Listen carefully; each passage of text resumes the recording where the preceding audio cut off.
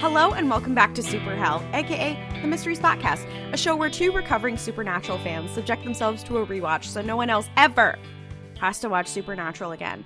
I'm Klaudia, my pronouns are she, her, and you can find me on social media at Klaudia Says, K-A-L-U-D-I-A Says. And I'm Ollie, I use any pronouns, and you can find me on social media at Ollie Fresh, that's fresh with a PH. We're going to have to do our same PSA today that we've done for the past couple of episodes, which is... warning, we may say some nice things about we will say plenty of bad things about Supernatural today, but warning, we may say some good things about Supernatural. Much like anyone else watching on their first try, do not be tricked into thinking it is a good show. We are in season 4, where there are times when the show is good, and it will trick you and it will trick us. Don't believe us. Don't fall into the trap of season 4. We're just putting that ahead. Now, you know, we've got some mixed outcomes to bring you today, but yeah, this little batch of episodes is weird because part of me is like, oh my gosh, like these episodes are kind of emblematic of Supernatural in general, and the fact that it's like some parts are really good, and then the parts that are bad are like, oh no, yeah, well, no. And also very emblematic, and that you're like, this show is so, oh my god, Destiel. Literally, it's like, oh no, guys, we can't be doing that. Oh my god, Cass. Oh no, guys, don't do that. Don't say that. Come on now. His beautiful big blue eyes have distracted me. Has distracted me from the fact that the show is bad. Like, guys, you're like, aw, like, and also some of the most like iconic gifs and like shots that you may know from tumblr.com and other places, even like audios on TikTok, like have come from these two episodes. I was like, damn, all this in both of these? That's crazy. I know I've said that before. I've definitely said that before on the show. That's just where we're at. Do you want to take it away? Oh my gosh, I would love to. Guys, I've started doing this thing. I've always taken notes when I watch the episodes. And another shout out to the Supernatural Wiki, because we use it a lot whilst recounting just to jog our memories. But I do take a lot of my own notes, so it's not like I'm just quoting the Wiki. Just so you know, H-Bomber guy, don't come at me. Where basically instead of trying to say, oh, here's what happened, I'll just write down like quotes and like funny things that happen but not add context. So it's like I have a bunch of like random lines that I've just written down, and I'm looking at them again and I'm like, what was I talking about? And I'm hoping that my memory will be jogged as we're going through this. But it's so funny because I'm like, no, why did I write down fuck you, I'm happy you died? Like, what was that about? I think I remember. Really? I do think I remember, but that's oh wow, that's anyway. Like, why did I write down I'm obsessed with this kid? What kid was I talking about? Anyway, it's just a funny thing I've noticed is I just have these out of context notes. So this episode starts in a hilarious fashion, and this is a problem I think Supernatural has, especially later. Like, so fun fact, this episode is season 4, episode 6, Yellow Fever. Yes, it is an illness episode. I hope you guys are all masked up. Still, COVID is still real and still happening. So, just as a quick aside, I think this whole episode could have been avoided if Dean and Sam just wore N95s. Anyway. Make sure you're wearing your respirators, guys. It's no joke. This episode was actually written by Andrew Dabb and Daniel Laughlin, who are a writing duo that write together, I think up until season 7 or so, season 7 or 8. And Andrew Dabb later became the showrunner after, I think, season 12, which is kind of emblematic. Like, you can kind of tell in this episode, because as I was watching this episode, I was like, wow, like, it's not bad, but there are certain moments that happen where I'm like, oh, that was a little bit too cheeky. Like, that was a little, this show does this thing, and it happens especially later on, and I bet you'll agree with me, Klaudia, in that it takes things that's like, I feel like the show before has a pretty good balance between, like, random little moments of humor and serious moments. And I feel like this episode specifically and later episodes of the show kind of have moments where they can't resist making a joke where a joke doesn't need to happen. Lord. Because it becomes just an endemic issue, truly. Yeah. And I think a lot of this episode, it's one that's like, the premise when you look at it on the surface is kind of funny, but if you really think about it, it's like, oh, this is actually kind of like terrible and harrowing. I don't know why we're like, it's like, oh, this character's showing emotion, we better throw a joke in. It's very MCU. Andrew Dabb really misses calling, working in the MCU. Absolutely. This episode has a lot of moments where I was like, okay, yeah, like, that was kind of funny, but I didn't, like, laugh out loud. So I don't know if it was funny enough to include. Anyway, I'll get into it. I'm not just gonna vague talk about it. Let's start. The episode starts. We hear the sound of a man running, huffing and puffing, and we pan up and we see that this man is who? Dean Winchester, and he is wearing a suit. And he's running for his life. It's the middle of the night. We hear the sound of growling and of dogs barking. It's very evocative of when he was being chased by hellhounds. He runs up and he trips over like a shopping cart and looks up, and there is an unhoused man who is like going through a dumpster, and he's like, you need to run, they'll kill you. And the guy looks over, and Dean looks over, and there is a tiny little Yorkie with a pink bow in its hair that has been chasing Dean. Classic moments in Supernatural has a gift for everything. Like, classic moment right there. And Dean looks at this dog, looks back at this man, and then takes off and starts running. And he does this this comical scream. Like, he's like, ah! I gotta say, Jensen ate that shit up. Like, no, the acting in these two episodes was really good. I hate how good they are at acting. If these guys were not good actors, this show would not have held up. Like, the writing in the show is fine, the story is fine, but it's really the acting that is, like, the only reason that people kept watching. They were like, oh, like, you're taking straw and spinning it into gold. Like, damn. And you're spinning it into gold in a gay way. Wait. Okay, now we're talking. Anywho, it is, I believe, about 43 hours earlier. That is important.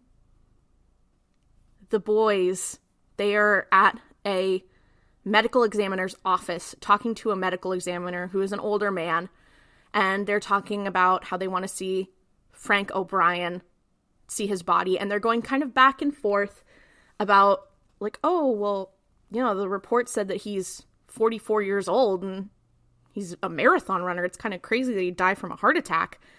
And the medical examiner's kind of a bitch. He's like, yeah, but it's a heart attack, so I don't know what the FBI would care about.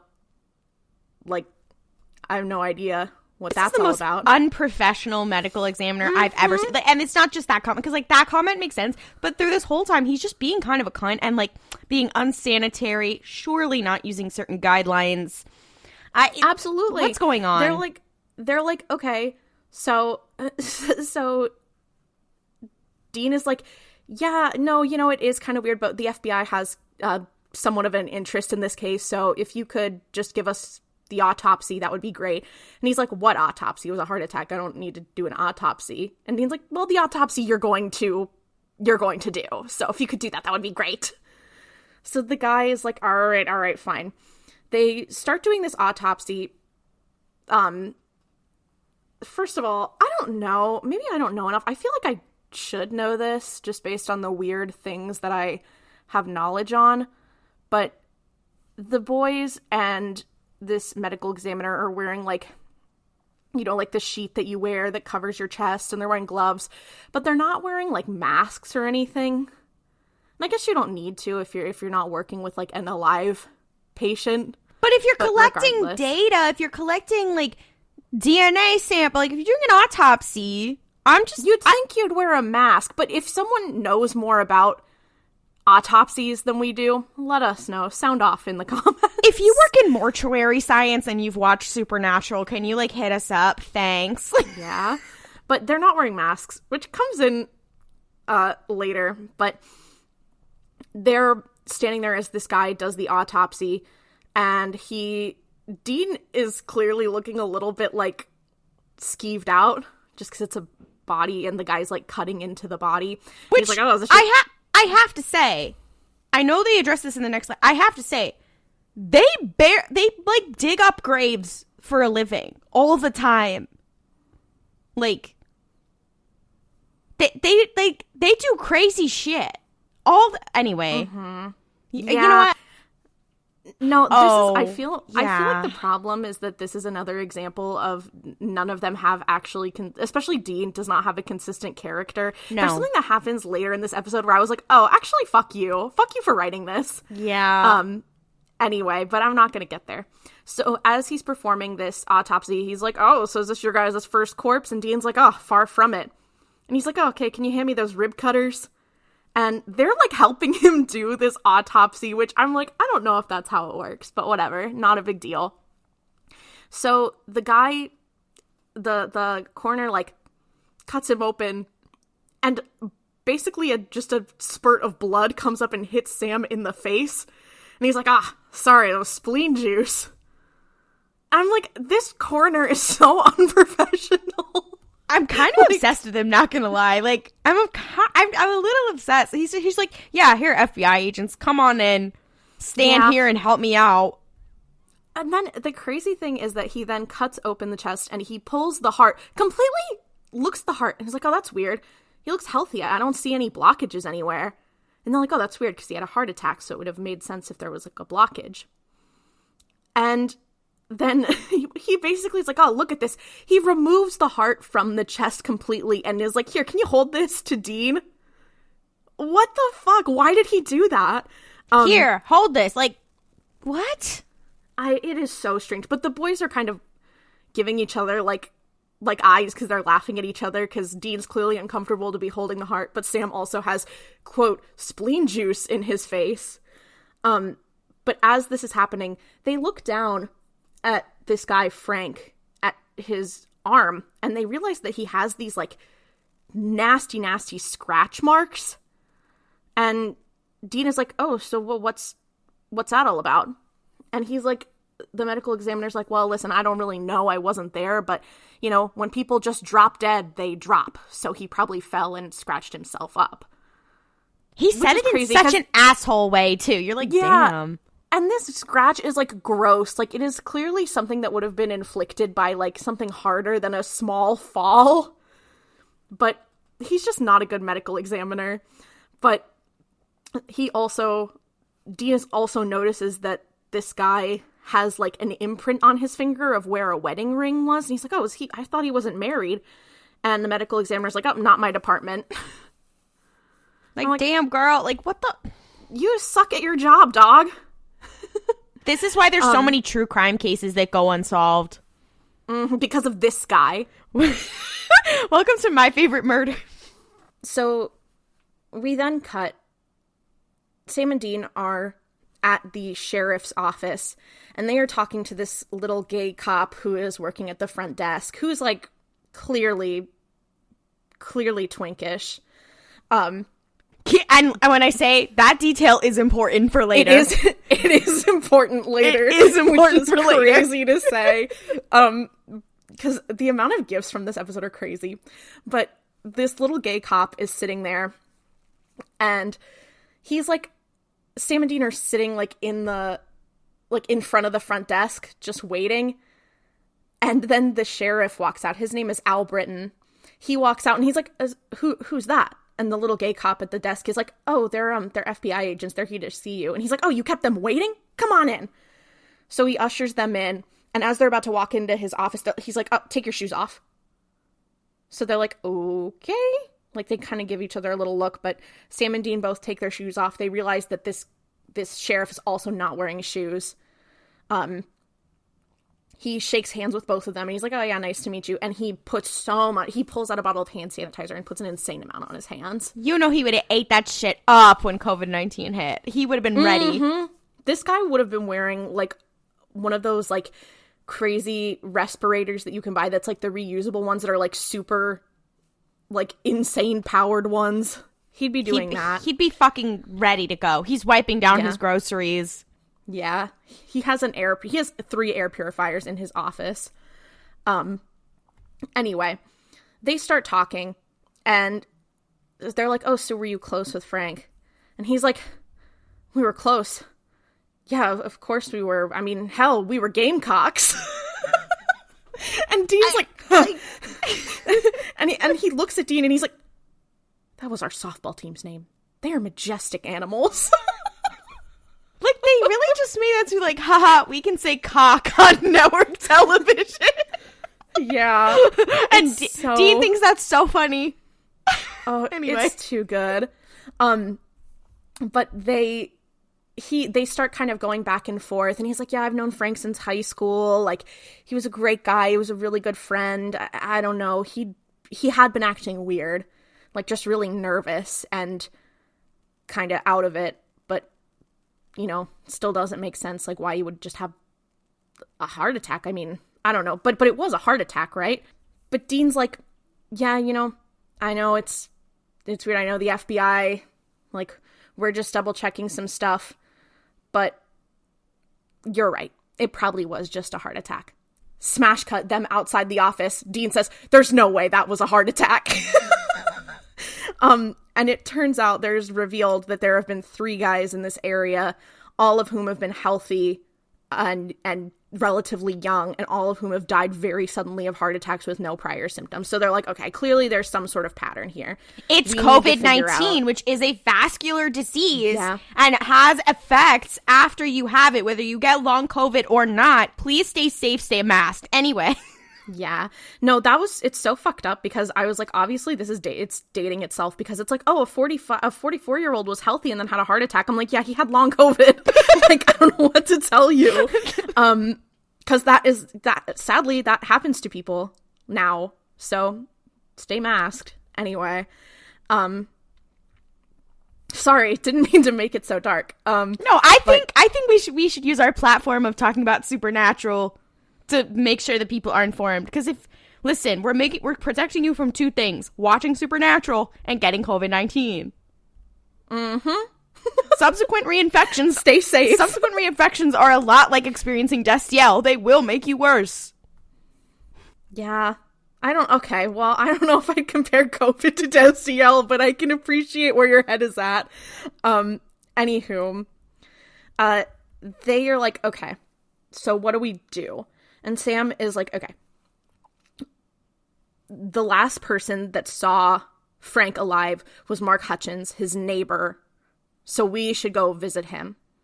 So they go and visit this guy, Mark. And inside of his house, it is like a huge terrarium, basically. He has, like, just loose, free-range snakes. And he has, like, a crocodile, like a tiny little crocodile in a tank. And, like, this man is definitely breaking some laws. Definitely. Oh, yeah. He has definitely some exotic pets he should not have. But he has a bunch of, like, reptiles in his house. And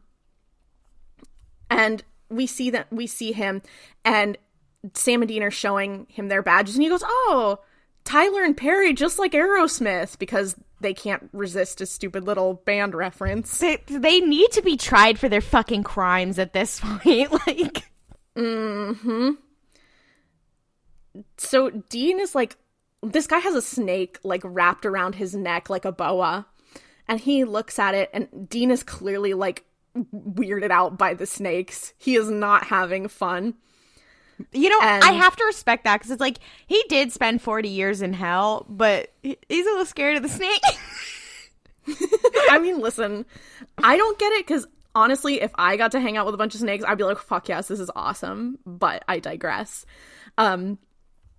So Dean and Sam are asking him all these questions, and Sam's like, yeah, did Frank seem, like, different, or did you notice anything about him? And he's like, yeah, it was really weird. He seemed really nervous. Like, I already had a heart attack, but, you know, I saw him through the window, and I waved at him, and he immediately drew the curtains. It was really weird. But it seems like he's been afraid of everything lately from what I've talked to him about. Like, yeah. And Sam was like, well, what's he been afraid of? He's like, well, like everything, like Al-Qaeda, ferrets, artificial sweetener, Pez dispensers and their dead little eyes, and especially witches, including, quote, that green bitch, quote, from The Wizard of Oz. I'm sorry. He thought she was out to get him. I'm like, do not talk about that when you know that former Tumblr user Elphaba for President of Gallifrey is watching your episode. Oh, wow. I attacked in my own home, in my own podcast. Okay, but saying Al-Qaeda, I was like, damn, what year is it? Like, it's just, a lot to unpack. So he's like, yeah, he was really just jumpy and scared and, like, really paranoid in the last, like, couple days, because he had clearly talked to him. And he's like, yeah, but, I mean, it's so crazy. And Sam is like, okay, so, I mean, do you think they someone had beef with Frank, or maybe there was any sort of issues, like, kind of trying to narrow down, like, if this dude had any enemies, right? And Mark is like, well, no, I don't think so. And he's like, well, what do you mean? He's like, we got better, And they're like, well, what happened? And he's like, okay, I'm gonna be so real. Frank was kind of a bully in high school. Like, he was mean to everybody. But,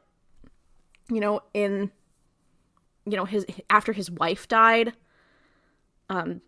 he got a lot better. He got better. He changed after that. And Dean is like, oh, so we did have a wife. When did his wife die? And he's like, oh, 20 years ago. So, he's been better since then. And first of all, this guy is 44. So his wife died when they were 24, which is sad. So they are clearly like, okay, this is not, maybe we can look into the wife aspect. Maybe we can try to figure this out. And Mark kind of indicated that it was suicide. So they go back to their hotel, and they are driving. Well, Dean's driving, and Sam and him are kind of talking, and they're like, okay, well, we should figure out what to do, and blah, blah, blah. And Dean drives past the hotel, and Sam's like, hey, dude, we just drove past the hotel. And he's like, oh, you think I'm going to make a left into oncoming traffic? What am I, suicidal? And then he's like, that's weird. Why did I say that just now? That's so strange. Like, he calls himself out in the moment. He's like, that was weird. Wow. Huh. And as they're having this conversation, the EMF reader is going crazy in the backseat. And Sam is like, what is that sound? And he goes back there and pulls it out and holds it up to Dean. And it starts going off like crazy. And Dean's like, am I haunted? Be real, am I haunted? It is kind of the funniest cut to commercial they've ever had. Of like, am I haunted? Cut. And you're like, okay, that's kind of funny. Mm-hmm. Yeah. Man who came back from hell recently. Am I haunted? So the other thing that you notice is, like, Dean has been low-key, like, itching, and you realize he has been scratching his forearm, like, in the same place that guy, Frank, who died, in the same place he had all those fucked up scratches. So it's like, ooh, that's so crazy. We cut, they're inside the hotel, or the motel room. Dean is scratching away. And Sam is like, okay, thanks, Bobby. Bye. And he gets off the phone and he's like, okay, so here's the tea. I think that it's a ghost sickness.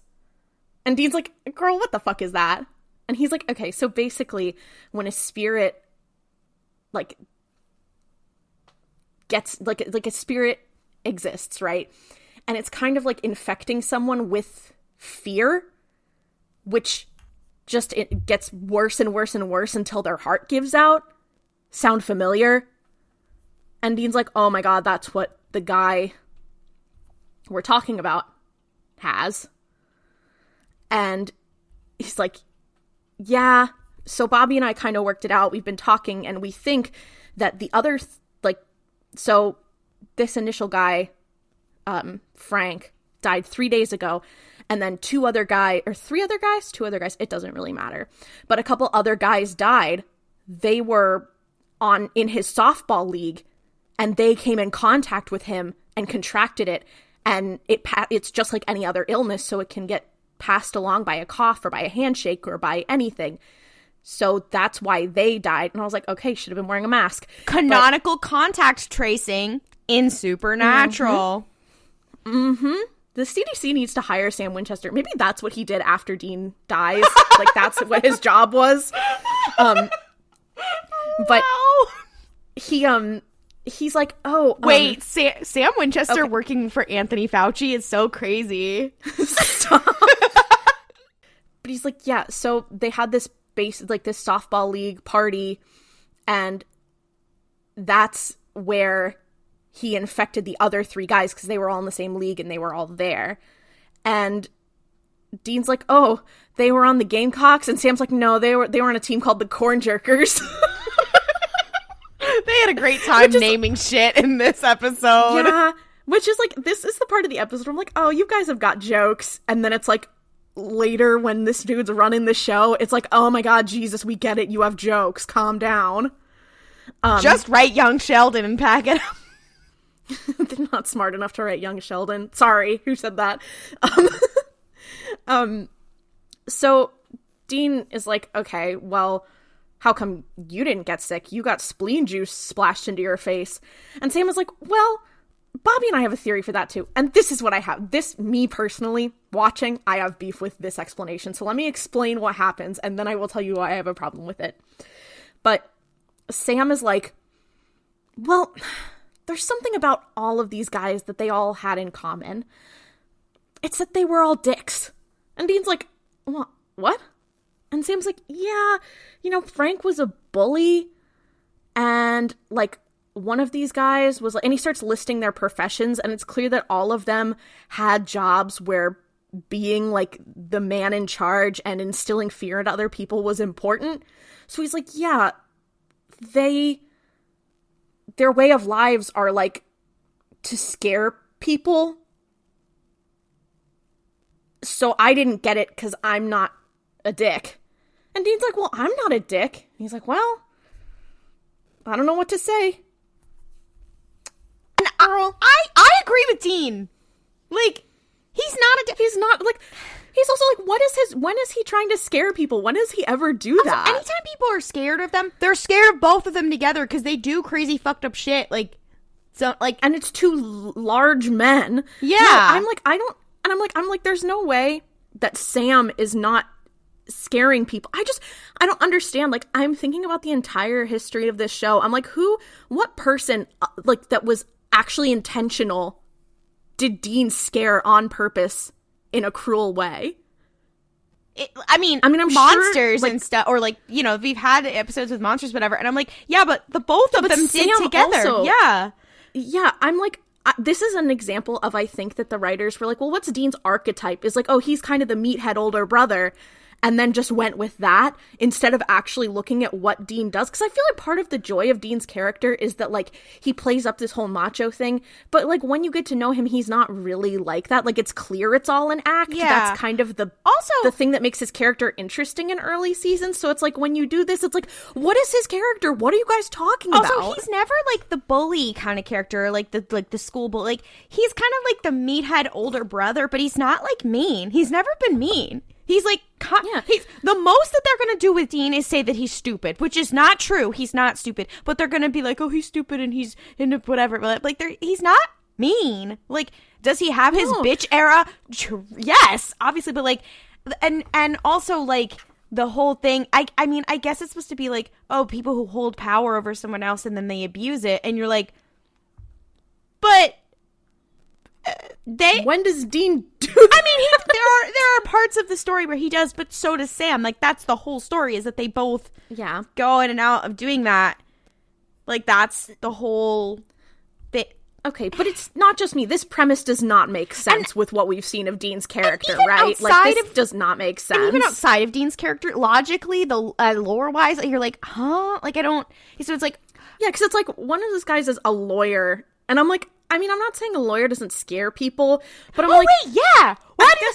It's like the professions are like Dean the ghost hunter, a guy who's a cop, valid, he's gotta go. I'm like... One guy's well, that happens later. Reveal, there's a cop who contracts this illness, but we'll talk about that later. They list a cop on the list. I think there's several. Oh, okay. I think they listed on the list. There's like a bouncer, and you're like, okay, like, but they're not hired to do something. They're hired to look scary on purpose. Also, Sam has literally for like almost a year been on a rampage, like chasing demons down with his freaky little mind powers. Like, what are you talking about? Also, so it, like the logic of it doesn't make sense because like spoilers for like the later part of the episode, but the whole thing is that there's like, the whole thing is that there's people who people think are scary, but they're not actually scary, and they're actually good people. So maybe that's the Dean metaphor here. No, but the whole thing is that it's like, because the thing is that it's like Frank, who was a bad guy, was the one getting haunted. Yeah. So it's like it's the people who were actually bad. So then that part, that's it. Logically, so it doesn't make sense. This episode doesn't make sense. It just doesn't. No, and this is, I think the thing is contingent, especially my issues with later seasons, is that it fundamentally does not understand Dean as a character, because it falls into the belief that he is, because in the early seasons, it sets him up to be this almost like tropey character, but the whole point is that it's like he actually doesn't fall into these tropes. A lot of it is him trying to butch it up because that's how his dad taught him to be. This is the same, like, especially like you see him unpacking that, like in seasons 2 and 3 is when he starts unpacking that, but then they kind of loop back around and are like, oh, Dean's just a meathead dick. Yeah, and this is the same Dean. This is the same writer that made Dean, number 1, die on a rusty nail at the end and be like, guess I'll die like this. And number 2, be a huge cunt to Jack for like 3 seasons. Even though we already had Dean go through his whole development with Claire and the whole thing of like being scared of a kid becoming like him, whatever. I mean, well, and his relationship with him and Claire, and his relationship with him and Jack is a little different, but like, so slight spoilers for the later seasons of Supernatural. But the whole thing with Jack is that he is the Antichrist, and Dean's like, he's gotta go, and then Castiel is like, our son we're not killing him. Later Supernatural is crazy. But like, he sees it, but I'm like, wait a minute. We unpacked this for like seasons. So yeah. like, and it's also like he's already had this with Sam, where he's learning to accept that Sam is different. And the whole thing is that he's like, wait, just because something is destined to be a certain way does not mean that they're inherently bad. Like, he's already been through this development. Yeah. And granted, like, he does get there with Jack, like, later in those seasons, whatever, and it's very touching, whatever. But I remember when I was watching it being like, this is taking forever for a person who already went through this with Sam for 4 seasons. What are you talking about? Like, this is the problem that I tend to have, and why I stopped watching Supernatural, was that I felt like it keeps rehashing the same issues. So it's like Dean has already had the development. By this point in the story, he's had the development where he's not just like, we have seen that he is actually very kind and not just some asshole. But now it's saying like, oh, actually Dean is like an asshole. It's rehashing the things that we've already learned about this character. And then later in Supernatural, it's like they keep adopting these traits that they've already developed past, because they were like, oh shit, they've already developed, but we need them to have development to make a compelling story. So we're just going to kind of give them traits they've already learned to not have. We can't total side note about Andrew Dabb. I did look up other things that he's worked on. His other works include Ghostbusters Legion, as well as the G.I. Joe and Dungeons and Dragons series. He was the showrunner for the Resident Evil series on Netflix. Of course he was. Of course he was. Of course he was. Anyway, lots to unpack. I can't get back on this, because I'm like, oh god, imagine being the worst Supernatural showrunner. Well, I don't know if that goes to him. There's who did season 8 under. That was Sarah Gamble, and at least she had some bops. She did, but I'm sorry. Yeah, season 2, you can't. We have to be real. Anyway, yeah, but you're never gonna beat Rusty Nail.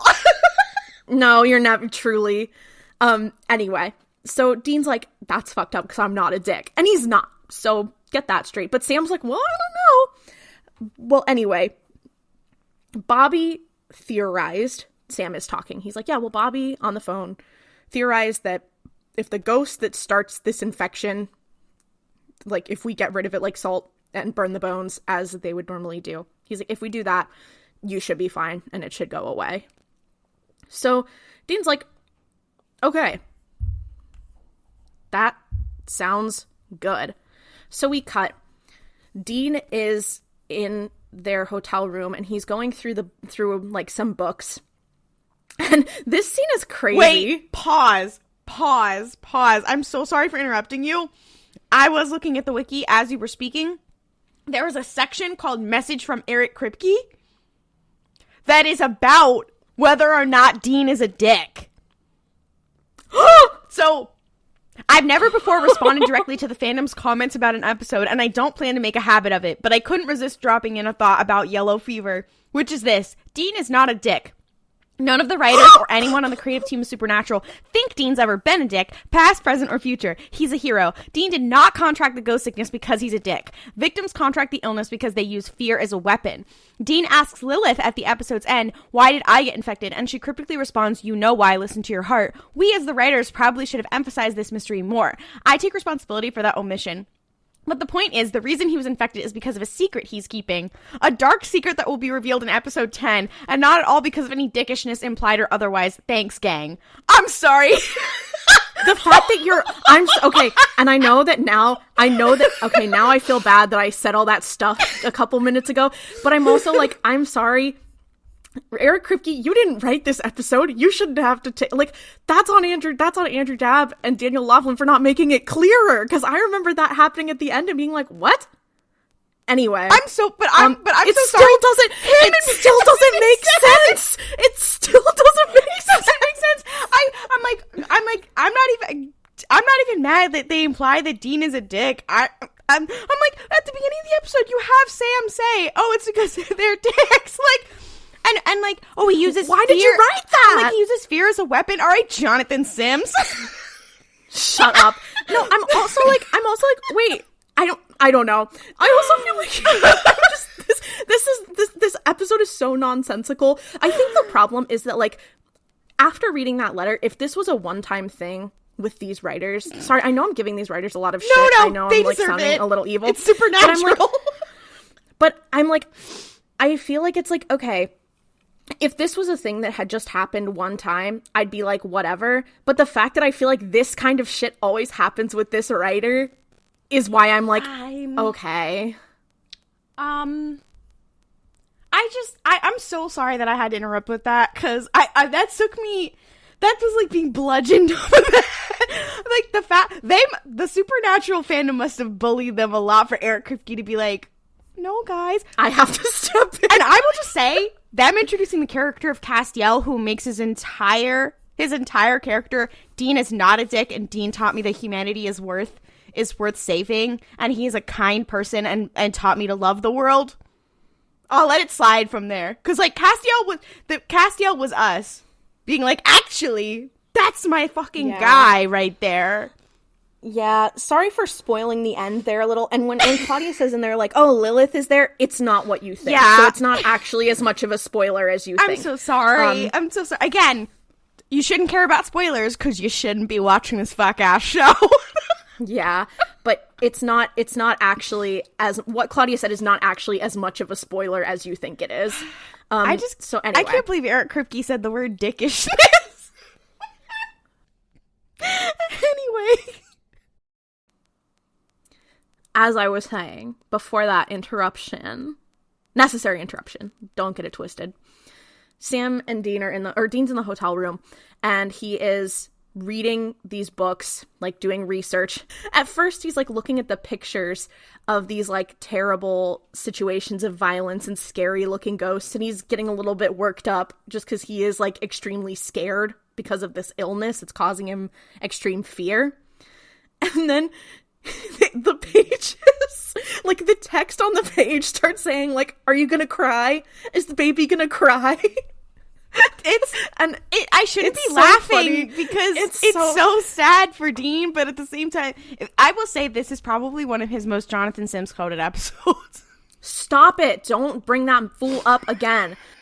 Another fun thing about this scene is that as Dean is looking at these pages, you can hear his heart beating, and you can hear the clock in the room ticking, and they start ticking and like beating in sync, and it's like actually a pretty interesting scene that is pretty good at building tension. But I'm just like, it's like there's this very tense moment, and then suddenly it says, "You gonna cry, baby?" It's so emblematic of Supernatural in itself, where it's like, oh, this is so... Oh, never mind. Yeah, it's like, oh, this is a really interesting... And you've broken it. Okay. It's literally giving quip. It's literally so... It's so MCU-coded and not in a good way. Is he behind me? He's right behind me, isn't he? But Dean is, like, starting to hallucinate, basically. And then Sam walks in, and Dean, like, jumps up. He's like, oh my god, you scared me. And Sam is like, okay, so I found that, and they start, like, talking a little bit, and he's like, okay, so are you all right? And Dean starts coughing. And he starts coughing up blood, and Sam is like, oh my god, what the fuck? So Dean, like, runs into the bathroom and coughs into the sink. And Sam is like, oh, it's so dark. And then he coughs up. A key thing here is that, number one, when they went to go see the sheriff, he was coughing as well as, like, washing his hands. And also, when Dean was hallucinating and looking at this fuck-ass book and trying to read, and then it's taunting him, he's seeing pictures of people who have supposedly been afflicted with this thing, coughing up blood and exploding. So, that was quick. Yeah. But Dean is, like, coughing, and he coughs up a fucking wood chip. And he's like, huh? Why is it, what? And Sam is like, oh my god, that's a wood chip. Okay. Wait. We have the biggest clue here. It's you. And he's like, what? I don't want to be a clue. And Sam's like, okay, but your symptoms are trying to tell us something. I know where we need to go. And then I just like, this is feeling very Deus Ex Sam Winchester, because you're like, oh. It's like, how did you figure this out? It's giving Sherlock being like, I know that it's this assassin who's sent to kill someone, even though I didn't actually show the viewer how I learned this. But Sam somehow knows that there is a lumber mill in town. I can't believe we just in our Supernatural podcast said it's just like Sherlock. But it is, We've sadly. said that so many times is the problem. Yeah. But so they go to this old lumber mill in town. It's called Cassidy and Sons Lumber Mill. And they pull up outside, and it's clearly abandoned. And Dean is like, oh, I'm not going in there. And Sam's like, okay, you have to come in there, because I need backup, and I need you to be with me on this. And Dean is like, and he takes I will say, it's a not, sip. It's not just abandoned. It's, like, falling down in certain places. And in earlier scenes, he was like, I don't want to go in the motel room. Because it's at a high level, so he was like sitting. Oh yeah, he was I forgot after he got off the phone with Bobby. Sam was like, okay, like, let's go, and Dean's like, I don't want to go in, and Sam's like, why? And he's like, because the hotel room's on the 4th floor. It's kind of high up. And Sam was like, okay, I'll go see if we can get something on the 1st floor. And this is very key. He was sitting in the car waiting around because he didn't want to be on the 4th floor, listening to Eye of the Tiger at the loudest volume possible with the windows down and, like, jamming. And then he's like, I'm baby, I don't want to go. And then they go to the fucking wood chip factory, and it's, like, falling apart. And he's like, I don't want to go in there. Like, that could fall on me. And, like, yeah, it's... The Eye of the Tiger thing, it will become relevant. It's iconic. I can't believe I forgot to bring it up. But yeah, there's the scene. Dean is sitting in the car listening to Eye of the Tiger, jamming out, pretending to play the air drums. And here's the thing, unfortunately, the influence that had on me was bad. And me too. Yeah. It's not nothing. I may have done things like rode around with the windows down with Eye of the Tiger on, wearing some fuck-ass jacket like Dean Winchester. It was dark. Anyway. Yeah. What is life if not an elaborate Dean Winchester cosplay? Jesus Christ! So Dean is like, I don't want to go in there. And Sam's like, I need you to come in with me. So he's like, okay. So he takes a sip from a flask and is like, all right, I'm ready to go in. And they go into the trunk of the Impala, and Sam's like, okay, here. And he hands him his handgun. He's like, oh, no, I'm not carrying that. It could go off. And Sam's like, okay, you know what? That's fine. And Dean's like, I will man the flashlight. I will carry the flashlight. And Sam was like, okay, you know what? you know what? That is fine. So they start going through this lumber mill, and they come upon, it's totally like derelict, and they come upon this like set of lockers, and they hear something rustling inside one of the lockers, and Sam walks up and he's like, okay, 1, 2, 3. And then he pulls open the locker, and this scene is a gif that if you were on Tumblr in 2012 to 2016, you've definitely seen. I think if you go on Giphy, like on Twitter or anything right now, and you search for like Scream, this gif will come up. Yeah. So basically, Sam pulls open the locker and aims his gun in, and a cat jumps out, and Dean screams. He's like, ah! like he screams like a girl, but he screams, right? And then he goes, that was scary. In that exact voice. He ate it up. And Jensen ate it up. Like, yeah. And then he's kind of laughing, but he's also like not. And then Sam looks at him and kind of rolls his eyes and is like, come on. And Dean makes this fucking mewling noise where he's like, like, why did he do that? Because he's scared. He's like, I'm like, why did he make that noise? He's acting like me in a haunted house, basically. And it's kind of serves. Like, it's so good. God. So they start looking around, and on the ground, Sam finds an ID card for someone named Luther Garland. And he also sees a bunch of drawings of this woman, right? And Dean is like looking, and he's like, oh my God, I recognize her. That's Frank's wife, Jessie, the girl who killed herself 20 years ago. So they realize like that's the connection.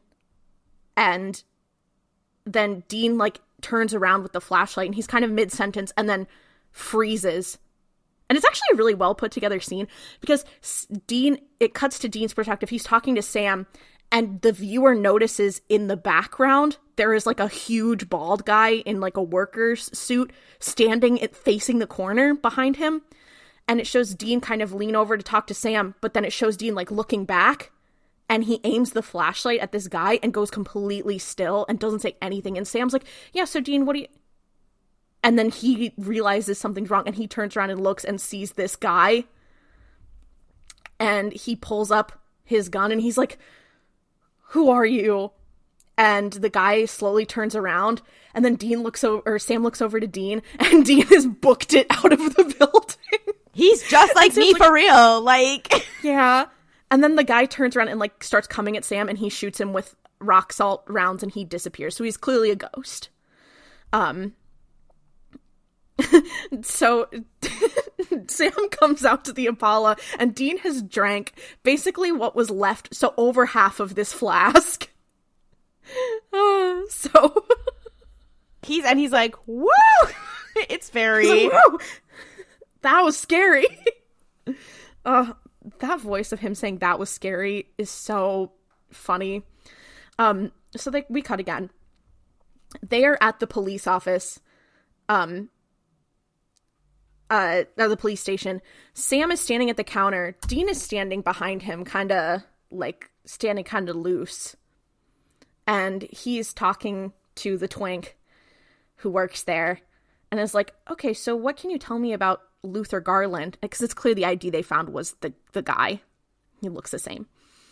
And he's like, yeah, so it says that Luther Garland died of physical trauma. Do you know what that means, what that's about? And the twink working there is like, oh, I don't know. It's before my time. And Sam's like, okay, is the sheriff in? And he's like, oh, no, he's out sick today. He's like, okay, well, can you let us know let him know to give us a call when he gets a chance. Here's the hotel we're staying at. So if you could just stop by, that'd be awesome. Mind if I take this file? And he's like, oh, yeah, sure, take it. Is your partner, is he drunk? Because Dean, is drunk. He just drank an entire flask. And he's standing there, kind of looking back and forth, swaying a little bit, clearly not with it. And Sam's like, no, he's not. Okay, come on. And he goes to leave, and he kind of grabs Dean. And this is the moment where I was like, oh, no, what is going on? Because Dean looks at this twink, and he looks at Sam, and he looks at this twink. He goes, you you are awesome. I think of this scene and constantly. This twink is like, oh, you are too. No, because what is it about? Because this is not the only time that Dean will either drink or go to a drinking establishment and then start talking to men. No, what is going? He needs his liquid courage. No, because if there's no alcohol involved, he's like, "Hey, ladies, one drink in," and he's like, "Hey, you're awesome," to men. You're like, what's going on? What's happening? Like, it's so. He holding back a slur. Sam and Dean, I don't know how they figured this out, but they find out that Luther Garland's brother, John Garland, is still alive, and he lives at this place called Peaceful Pines Assisted Living. So it's like a assisted living facility. So they go to meet him, and as they're walking down the halls, they walk past this elderly woman who has like a walker and like an IV bag full of fluids, and Dean walks around the corner and is like, oh, and keeps walking, and Sam grabs his shoulders and he's like, hey, okay, look at me. Take a deep breath. You feel better? And Dean looks at him and shakes his head no. And Sam's like, okay, we just need to get through this. And I'm at this point like, Sam really should have just left Dean in the car because he's not helpful. In fact, he's an active hindrance.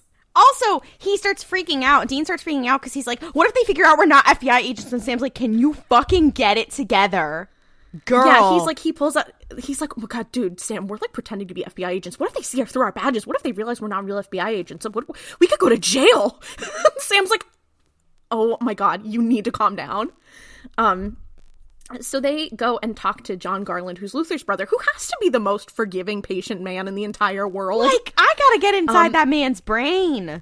This guy is like a saint, but he's like, they kind of start talking, and he's like, yeah. So they're like, what happened to your brother? And he's like, well, I've told people what happened to him, and, you know, nothing gets done. I don't know what you want from me. And they're like, we just want to get justice. So just please help us understand what happened. Because they know, like, something happened to Luther that would make him this, like, fear ghost. So John's like, you know, my brother, no one understood him. He was big, and he was awkward, and he was, like, the town freak. Never mind the fact that he would never hurt a fly. And then it cuts to this clip of Luther while he was still alive. And he's like a huge hulking guy. And he's completely bald. And it cuts and it's like clearly he is working at this mill. And like a girl who works there kind of looks at him and makes like a little face, like a hateful little face, and like no one's talking to him. But then it shows this scene of him like finding a box and opening up, and it's like this tiny kitten inside, and he picks it up and he's holding it, and I'm like, oh, someone read Save the Cat. But you know, it's clear, and as his brother is doing the voiceover of being like, yeah, he'd never hurt a fly, he was like the kindest, most gentle man you'd ever met, but he was just big and didn't have his faculties about him. But Jessie O'Brien, who is Frank O'Brien's wife, who died 20 years ago, she was kind to him. She was like the only person who was nice to him.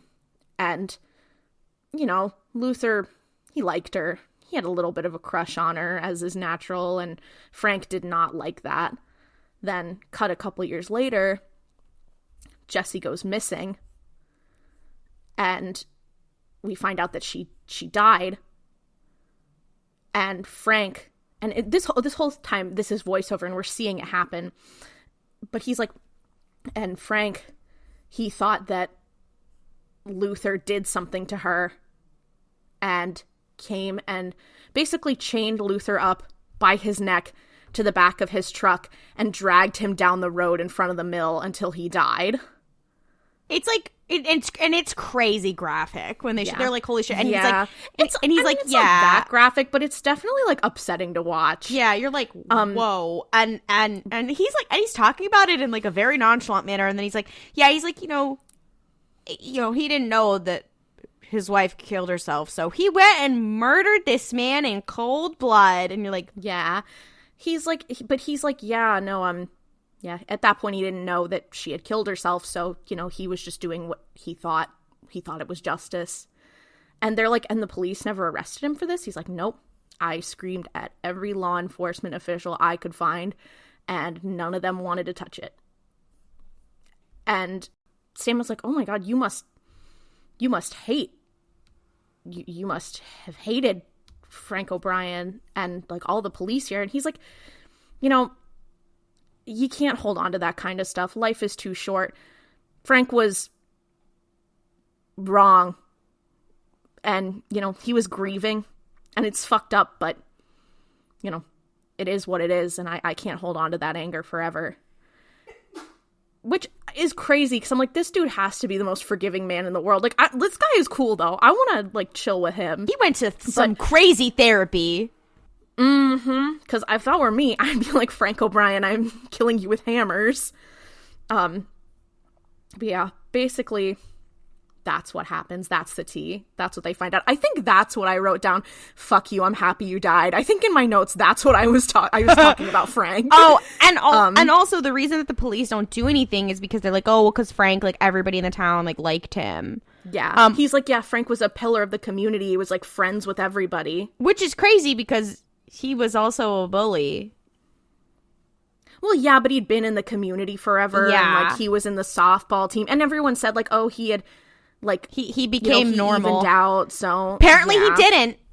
Apparently he didn't. Apparently it took his wife killing herself and then killing another random man for him to become normal.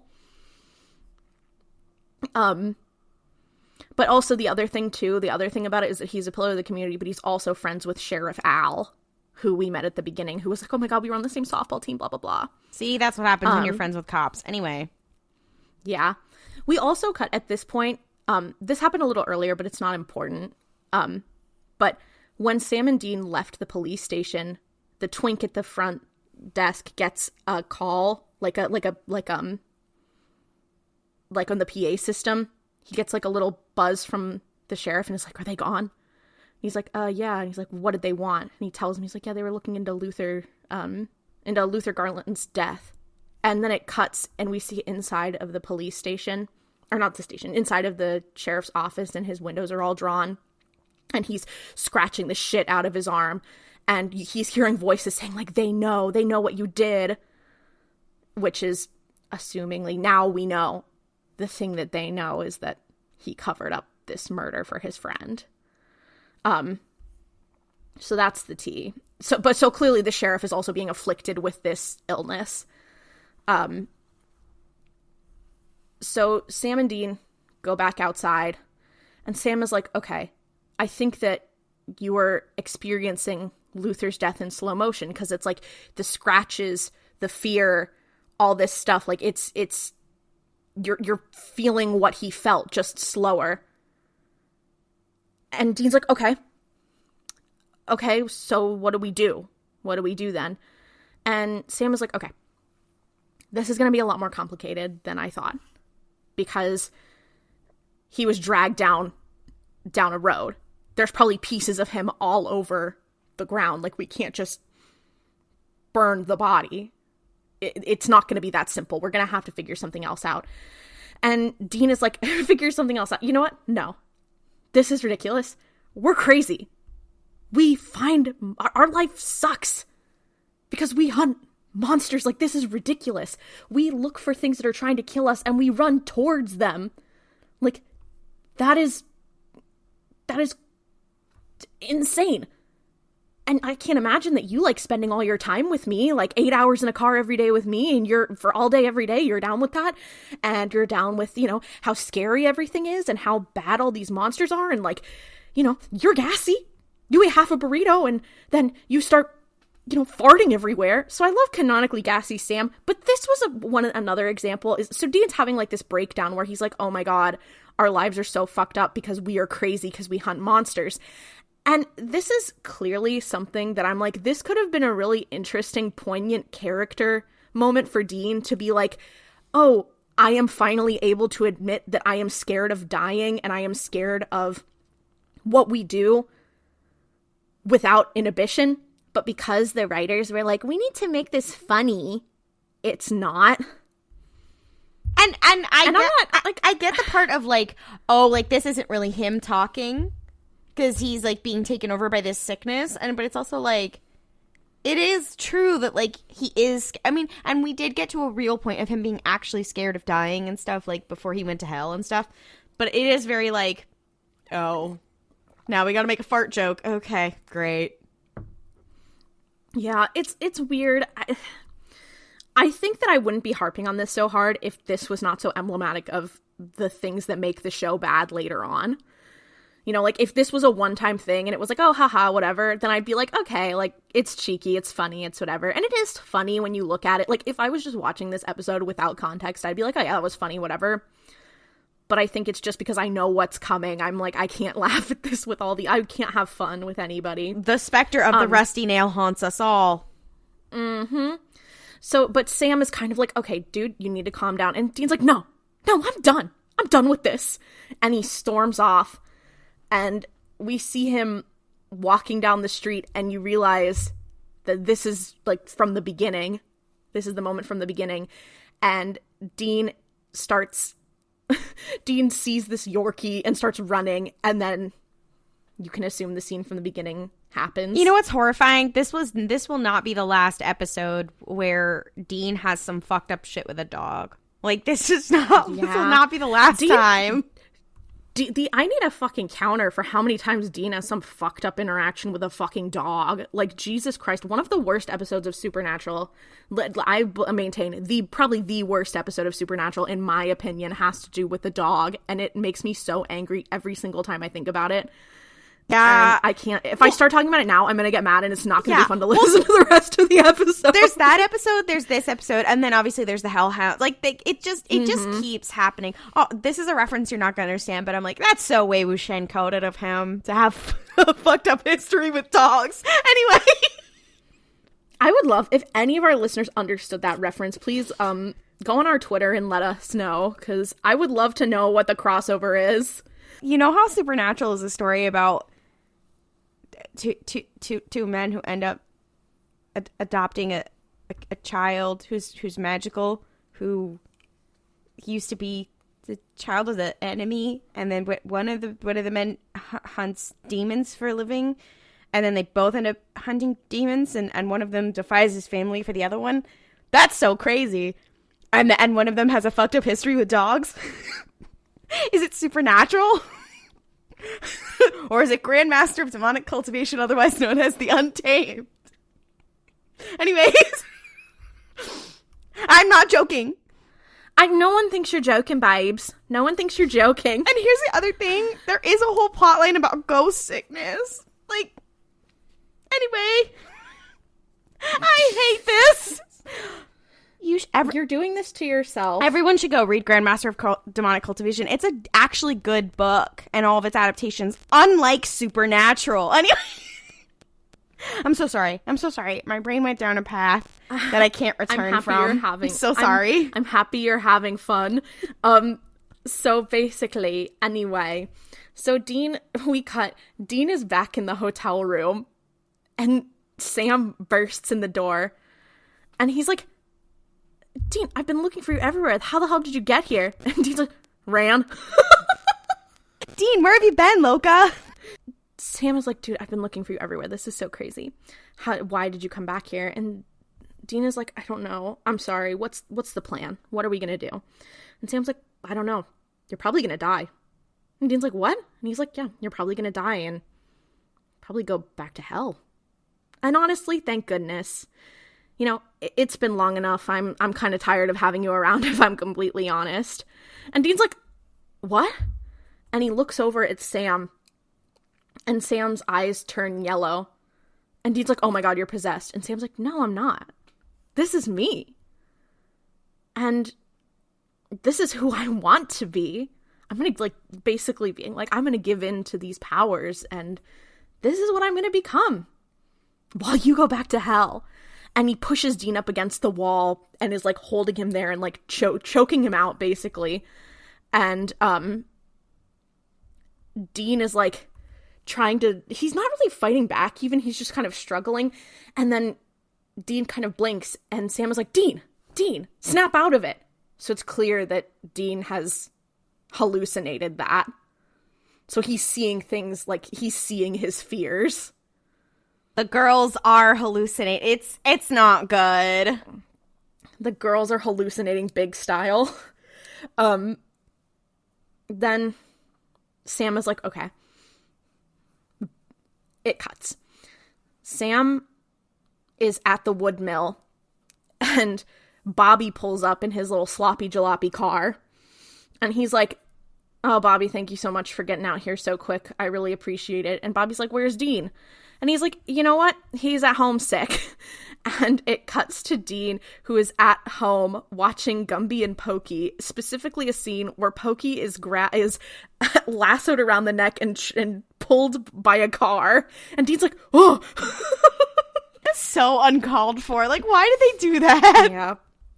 Another thing, too, that they established, and I can't remember if I said earlier, but they found out, like, the timeline. So they were like, okay, Dean has, like, 24 hours left. But at this point, they're like, okay, he has, like, 2 hours left because we saw the body at this point. So Dean has, like, 2 hours left of being alive before his heart gives out. And Bobby is like, okay, so I've been going through all of the books, and I found this. It dates back to, when did he say it date? Hold on. I believe he says the Edo period of Japan. Yes. This is another, yeah. I think we've talked about this moment in a previous episode. This is another classic moment. Yeah. Bobby pulls out this book, and he's like, oh yeah, this book dates back to the Edo period. And he hands it to Sam, who holds it, and he opens it, and he realizes it's upside down, and he flips it over, and realizes that it's completely in Japanese. And he's like, wait, you read Japanese? And then Bobby responds in Japanese and says something, and translation of it is, I've always known Japanese, like, since before you were born. And here's the thing. There's a video of him at a convention speaking German and Japanese. It says on IMDb, Jim Beaver, the actor playing Bobby, suggested to speak his lines since before you were born in Japanese, as he is fluent in the language. Yeah, Jim Beaver does speak Japanese, just like you said. That's crazy. But anyway, so Jim Beaver, excited to use his Japanese skills. But he is like, okay, so I think this type of ghost is something called a boru, which I didn't actually look up before this, which I should have, because normally, especially when they pull a creature from other cultures, I like to have some sort of idea what they're appropriating. Yeah, I'm like, let's look this up, mamas. Let's just say, probably not actually what it is. Yeah. Because that's how this show works, especially in the next episode. Yeah. The next episode has one of the craziest co-opting of a pagan god tradition. They are in an insane way. But they are so anywho. They are equal opportunity about being disrespectful to all cultures. This was really bad. Anyway, I'm gonna look it up while you. Okay, yeah. So they're like, so Bobby is like, okay, I think we have to, so we can't burn, like, salt and burn the bones, right? Because that's what I think would probably do it. And Sam was like, yeah, that's not really, like, an option. Because he's, splooged across the road. And Bobby's like, okay, well, the other thing I read is that these things can be destroyed by fear. So if you scare them enough, they will be dissipated. And Sam's like, okay. So Sam calls Dean and is like, hey man, how you doing? And Dean is clearly not doing well, but he's like, yeah, I'm hanging in there. And he's like, okay, so we have an idea of what we want to do. And we have a plan, and it's going to be fine. You're going to be fine. And Dean's like, okay, so what's your plan? And Sam's like, you know what? It's a good plan. Don't worry about it. It's a good plan.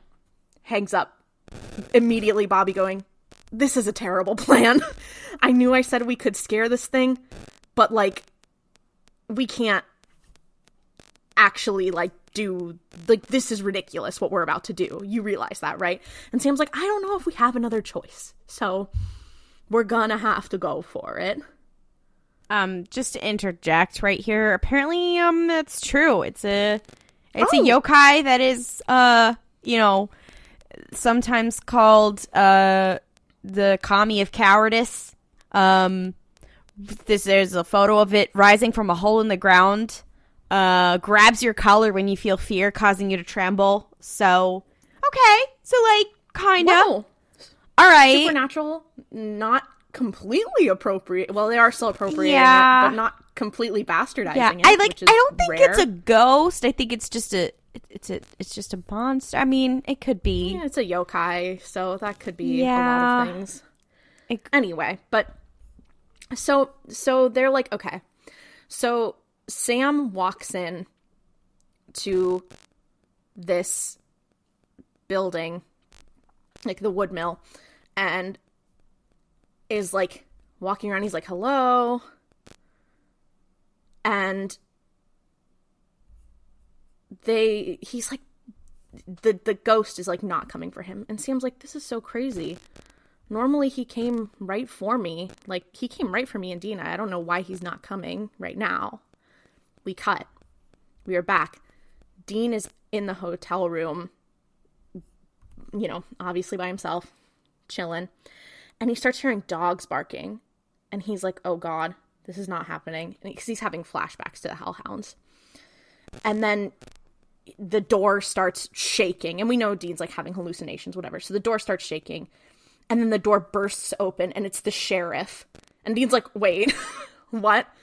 And the sheriff like breaks down the door and is like, well, you're here to bust me for this? Would I let Frank off because he was sad and he made a mistake? Well, you're not going to turn me in. And he like pulls a gun on Dean. And Dean is like, oh my God. And he smacks the gun out of his hand. And they start like fighting, and Dean's like trying to defend himself, and then the sheriff like looks at him and starts breathing really heavily and falls backwards and has a heart attack and dies. And Dean just like looking at him like, oh fuck. Dean's like, girl, there is an interesting thing I want to talk about once we've like finished talking about the episode, but there's a very interesting thing about this scene that I want to talk about, so don't let me forget.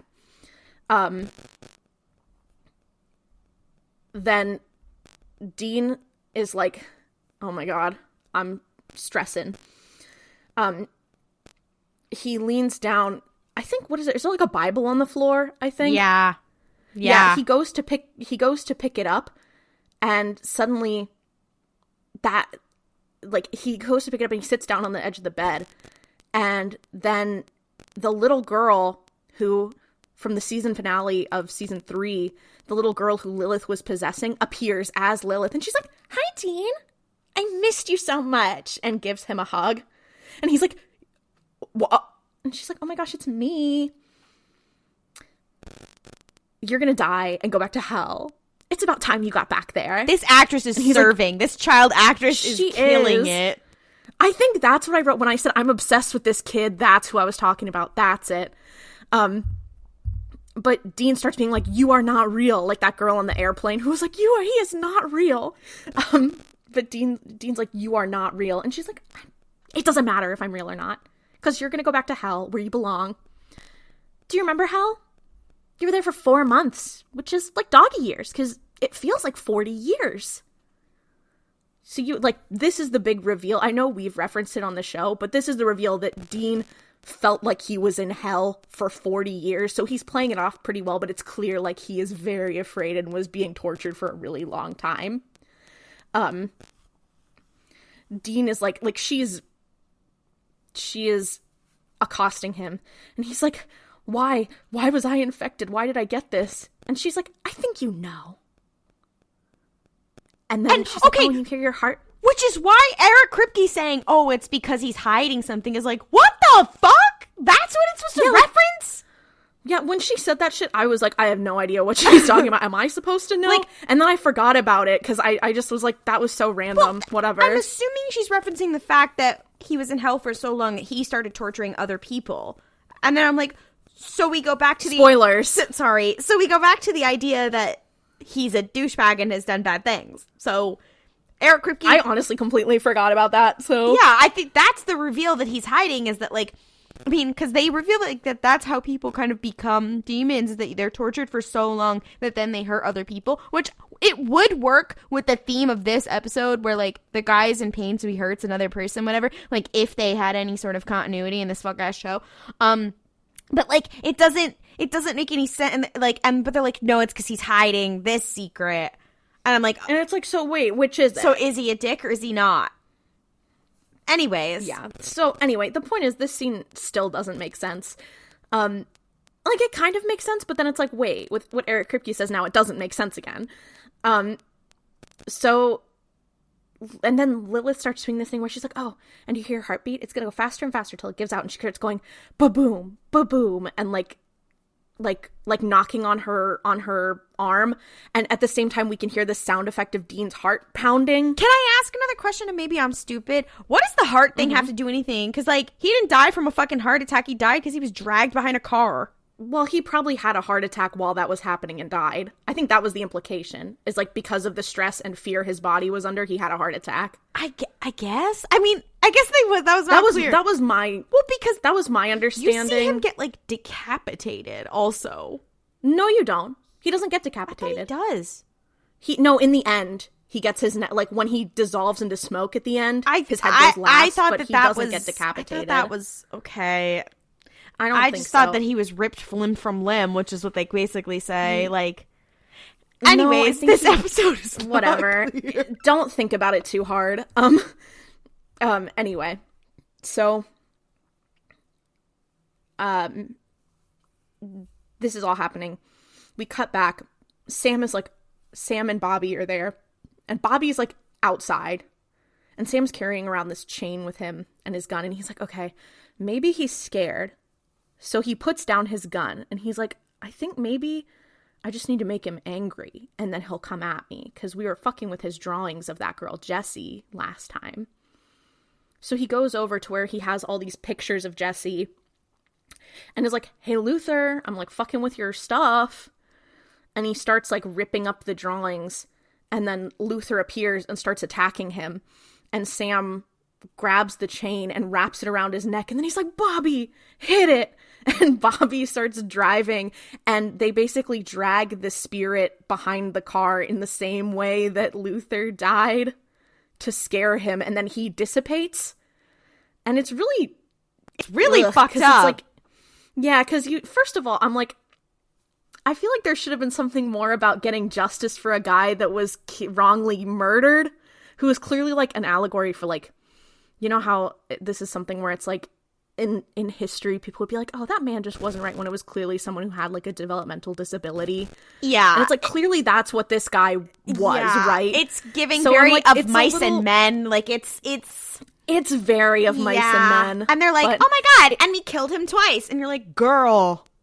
Yeah. And it shows, like, his head, like, falling off. But whatever. I was a little bit like, okay, I really wish this episode had the storyline be like, we're actually getting justice. And I guess technically, because it's like the guy who killed him died, but I don't know. I feel like it should have been like, oh, the guy who killed him died, now he's free. But I guess that wouldn't have been a good premise for an episode. Anyway, but so he dissipates, and we cut at the same time. We see Dean, like, because he's like, his heart is beating really fast, he's basically having a heart attack, and he basically, like, flatlines for a second. And then we see this guy dissipate. We cut back to Dean. He, like, takes a really deep breath and opens his eyes and is like, oh my god, I'm alive. Then the other thing I had was, at this point, when Sam was like, Bobby hit it, he was, like, in a different building 3 walls away. Yeah. How did Bobby hear that? Did he have, like, a walkie-talkie? He was in the car, like, outside. It was giving Marvel movie where it's like, just assume they have an earpiece in. Like, I don't. Yeah, even though they clearly don't. They have those stupid, like, brain chips that Elon Musk is like, we're putting brain chips in people's heads now, and they're definitely not going to die from it. Anyway, we cut. Dean and Bobby and Sam are standing outside, like, leaning on their cars outside this wood mill talking. And Dean's like, yeah, no, I'm how'd you guys do that? And Sam's like, yeah, well, Bobby, like, had, like, iron chains that had, like, a magical, like, words written on them so they could touch a ghost. And Dean's like, well, you learn something new every day. Yeah, Bobby just had that shit sitting around. Yeah. The other thing, too, is all of, like, the scratches and stuff on Dean's arms have healed. So you can assume that the 40 years of stress this put on his heart also healed. I was going to say, this is also Deus Ex Bobby now once again, because, like, oh, so he just had the chains. We're ready to go. Yeah, and he didn't even seem like he didn't seem like he knew that was going to be the plan when he drove to meet Sam. So, like, did he just, like, he's like MacGyver. And you know what? I love that. I love that about him. Yeah. This episode, the logic, the more I think about it, the less sense it makes. But, but they're like, oh, Dean, like, for real, though, are you okay? And he's like, yeah, I'm good. I could kill anything right now. And Sam goes, aw. And Bobby's like, aw, he's adorable. They're being so mean to Dean when, like, Dean is basically almost fucking ate it and just had a really harrowing experience. I'm like, maybe don't be a dick. Maybe you guys are the dicks. Yeah. Have you thought about that? Yeah. Have you thought about it? But they're drinking beers. Dean offers Bobby a beer, and he's like, no, I actually have got to get going. So, happy I could help. I'll see you guys later. Bobby gets in his car and drives away. And Sam is like, so I know you were having hallucinations. Like, at the end, what'd you see? And Dean goes to sort of tell him, like, oh, I saw you, blah, blah, blah. And I saw Lilith, but he doesn't say that because as he's doing that, he notices Sam's eyes, like, shine gold for a second. And Dean's like, you know what? I saw howler monkeys, a whole room of howler monkeys. You know, all those things always scare the shit out of me. And Sam's like, oh, yeah. And then Dean kind of gets this harrowing look in his eye and the episode ends. There's two things about this. The first is that as this episode ends, it cuts and we see, like, the mountains. And it says this episode took place in Colorado, but I'm like, those are Canadian mountains. Like, I'm sorry. You cannot convince me that this is not, like, this is so clearly filmed in Canada. It's insane. All right, Canadian tourist ad. Like, yeah. And then we get another scene that has about 1 million gifs of Jensen Ackles. It says Supernatural presents Jensen Ackles, and this is before the credits roll. And it's Jensen Ackles basically mouthing along to Eye of the Tiger, sitting in the Impala, and, like, he's, like, playing his leg like an air guitar, and he jumps up and, like, stands on top of the car. He walks so musically could run. Like, he ate that shit up. I agree. You guys should all look up that scene. Look up Jensen Ackles' Eye of the Tiger, and you will find it. Trust. It's, dare I say, iconic. Yeah, that's the episode, though. What was the thing you wanted to bring up about the weird scene with the cop? Yes. So I noticed 2 things. The thing that we are contending with is that Dean is scared, right? This is the whole thing. He expresses that he's scared of the fact, like, they hunt monsters. This is an objectively scary thing to do. He's scared of dying.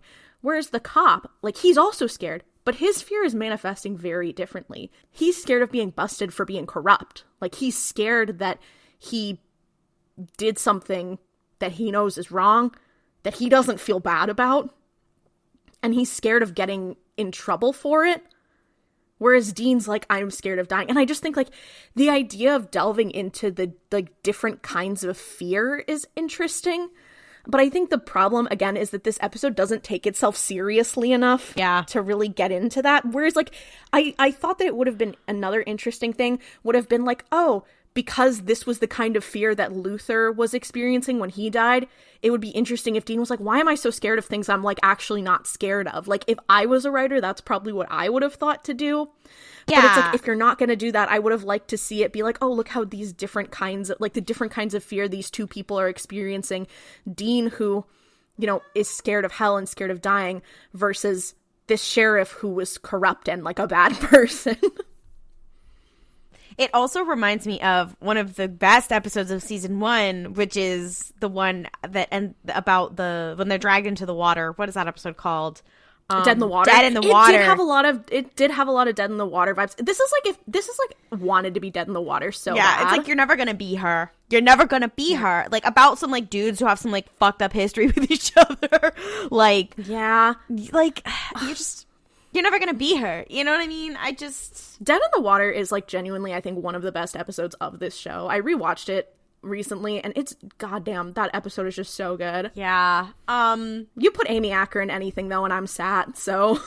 I just looked at the trivia for this. Now, why did they say the term yellow fever is used when a man perceives only women of Asian descent as erotic? That's hilarious. That's hilarious considering what they do to Dean's taste in women. That they didn't bring that hilarious. Up once. It's also hilarious considering this is one of the few episodes that uses, like, East Asian, like, folklore. Yeah. Why did you do that? Fuck this show for real. No, because here's the problem, though. I'm just like, you were sick. Because I didn't realize that until after I had watched the episode. And was like, are they talking about yellow fever because it's a fucking Japanese... Like, the creature is of Japanese origin. Even though the guy, Luther, is not. No, nobody's the Asian. White guy. Nobody's. I'm like, why did you call... Is that why they called it that? Fuck you. Yeah. I think maybe it's because it's like yellow-bellied, which means, like, you're afraid. I guess. That's what I'm hoping that it is. But I don't put it past the Supernatural team. Also, the episode has the same name as the town from Blazing Saddles. Fun fact. Not like, the same. The town, the fictional town that they're in. Yeah, okay. They cannot avoid a little reference. And that one might have been on accident, to be fair. No, yeah. Yeah, anyways. Who's to say? This show, we need to, here's the problem. The next episode is both not equally good. This next episode, but it's both good and bad. This next episode is, it's the epic highs and lows of high school football in an episode. Okay, so the next episode is called... Also, my notes for this episode look fucking crazy. So the next episode is called... Get ready, folks. It's The Great Pumpkin, Sam Winchester. I have to stress, I don't know why the fuck it's called this. Like, they don't... Because it's a Halloween episode. Okay, also... But why specifically Sam? That's a great question. And I also... Well, because they had... Are You There? Got It To Me, Dean Winchester in this season. I also have to stress, I need to make an announcement. You maybe have seen it on Twitter. I made a mistake in the last episode. In our last episode, I was like, didn't Dean get brought back to life in November? I was thinking about November 5th. He did get brought back in September. He did get brought back in September, so it does make sense that it's October now, because that comes after September. So they actually were with the continuity. They were with the shits. That's on me. Wow. So you can go ahead, cancel me. It's fine. I understand. But I'm really sorry for what I've said. I'm holding myself accountable, and I will be looking inward and trying to make changes going forward. So I'm so sorry, and I know nothing I say can make up for it. Journalistic integrity here at the Mystery Spotcast, unlike the New York Times. Mm-hmm. You can listen to us instead of the Daily. Guys, if you work at the New York Times and you listen to this podcast, quit your job. So this episode opens with your very traditional cold open. It's with a family. It has a dad feeding his baby. Congrats. Okay, feminism. And the wife comes home and she has the groceries and they're like talking, whatever. And he's like, oh, like, how was it at the store? It's clearly Halloween. And she's like, yeah, it was crazy. Like, I had to fight for candy, whatever. And she's like, okay, like, the baby's done eating. Like, she's going to take him to go, like, you know, take a bath, whatever. And then she puts the candy away and she tells her husband, like, don't eat it now. Like, last time you ate all of it. And then there wasn't any candy left, like, after, like, 6:30 for the trick-or-treaters. And he's like, yeah, sure, I won't do that. She immediately goes upstairs and he goes in to eat the fucking candy. And I'm just like, oh, that's so cute, whatever. As soon as he's a goofy guy. He's so goofy. As soon as this part started and he starts eating the candy, I was like, wait, now I remember this episode. He starts eating a bunch of candy, whatever, and then he, like, starts to, like, have an issue, and he's like, oh, like, there's something in my mouth. And this is maybe the craziest camera shot of all time in this episode. I have to say, I'm so sorry. Charles Beeson, who directed this episode. What goes on in your mind? What the fuck? This also has to be one of the worst directed episodes. Yeah. Of the show. There's a lot happening. He also directed The French Mistake. My enemy. Oh, that explains a lot. Anyway, so you have this shot, like, he's like falling this is before he falls to the ground. You have this shot. It's as if the camera was in the back of his throat looking out through his teeth. And you see, and it's not well lit. But it's so gross and random. I'm like, this feels like Vor. What are we doing? It's very like, what indie ass film is this? And you clearly see a big ass fucking razor blade lodged into this man's upper palate.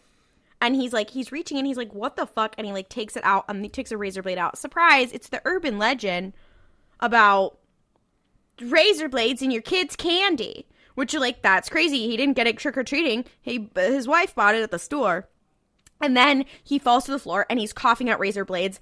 And his wife comes downstairs like, hey, like, where are you? She comes downstairs. She sees him. He like is in a pool of blood. He's dead. And she's screaming. It's horrifying. Whatever. And then it's like, whoosh, supernatural. With the fuck ass intro that's the angel wings. Anyway, so it is the day before Halloween. Sam and Dean are investigating the death of this guy who just choked on razor blades. His name is Luke Wallace. And there were 4 razor blades. They're dressed as FBI agents. They're at the house. They're questioning the wife. And she's like, and they're doing this thing where Sam is talking to her and Dean is clearly looking around the house for clues. And they tend to do this to like look for EMF and hex bags and like try and sulfur and like things that are of the normal kind, whatever. And Sam is distracting her, and then Dean is behind Sam, and he finds a hex bag behind the fridge. And at one point he opens the what is it called? The oven. He opens the oven, and she's like, there were no razor blades in there. And he's like, oh, I'm just being thorough, whatever.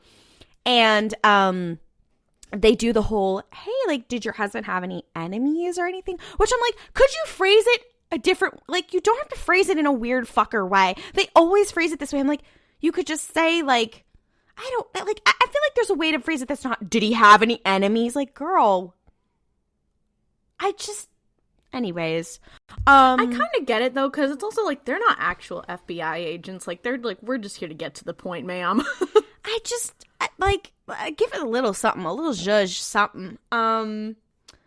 Did he have any rivals? Did he have anyone who might have it out for him? Something of that nature, which they eventually will say, but like... The idea of having... Does he have any enemies? Like, I'm a normal person. I don't have enemies. Like, I'm not like... Yeah. I'm not in some sort of feudal war. Like, I'm just a guy. Yeah. I mean, my partner's answer would be, there were a lot of people online who had beef with Klaudia, so yeah. But like... Well, yeah, but you're not a normal person. You're special. That's true. You're a lot like the Winchesters in that way. Oh, wow. I don't know if that's a compliment or not. I do like the idea of, like, supernatural AU, but they're just influencers, and it's all, like, online beef. I bet that exists. It's like the Lizzie Bennet Diaries, but remake for Supernatural.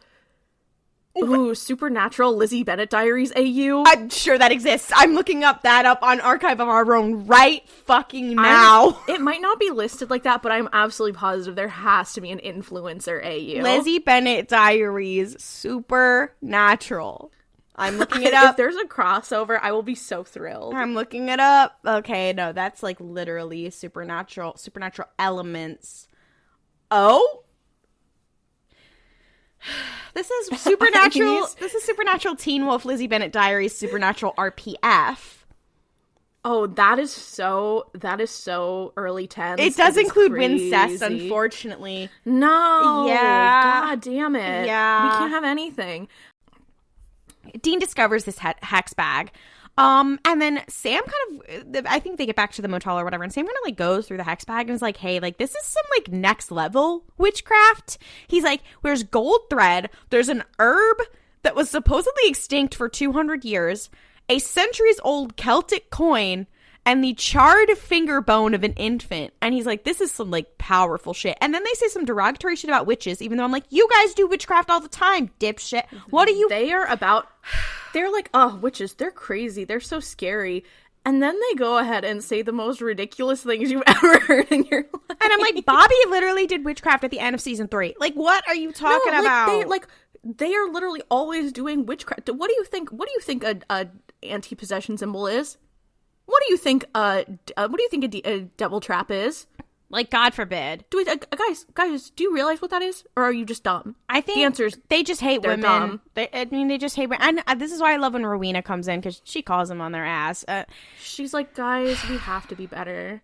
You know, no, I also feel like this is very emblematic of, like, maybe it's just because we're, like, woke, but it's, like, it's also a sign of, like, the people who write this show are obviously not a part of, like, any, not a part of, and have no interest in actually researching what any of what they're saying actually means, and that is especially true in this episode. We'd like a big shout out to Supernatural being disrespectful to pagan cultures once again, or religions once again.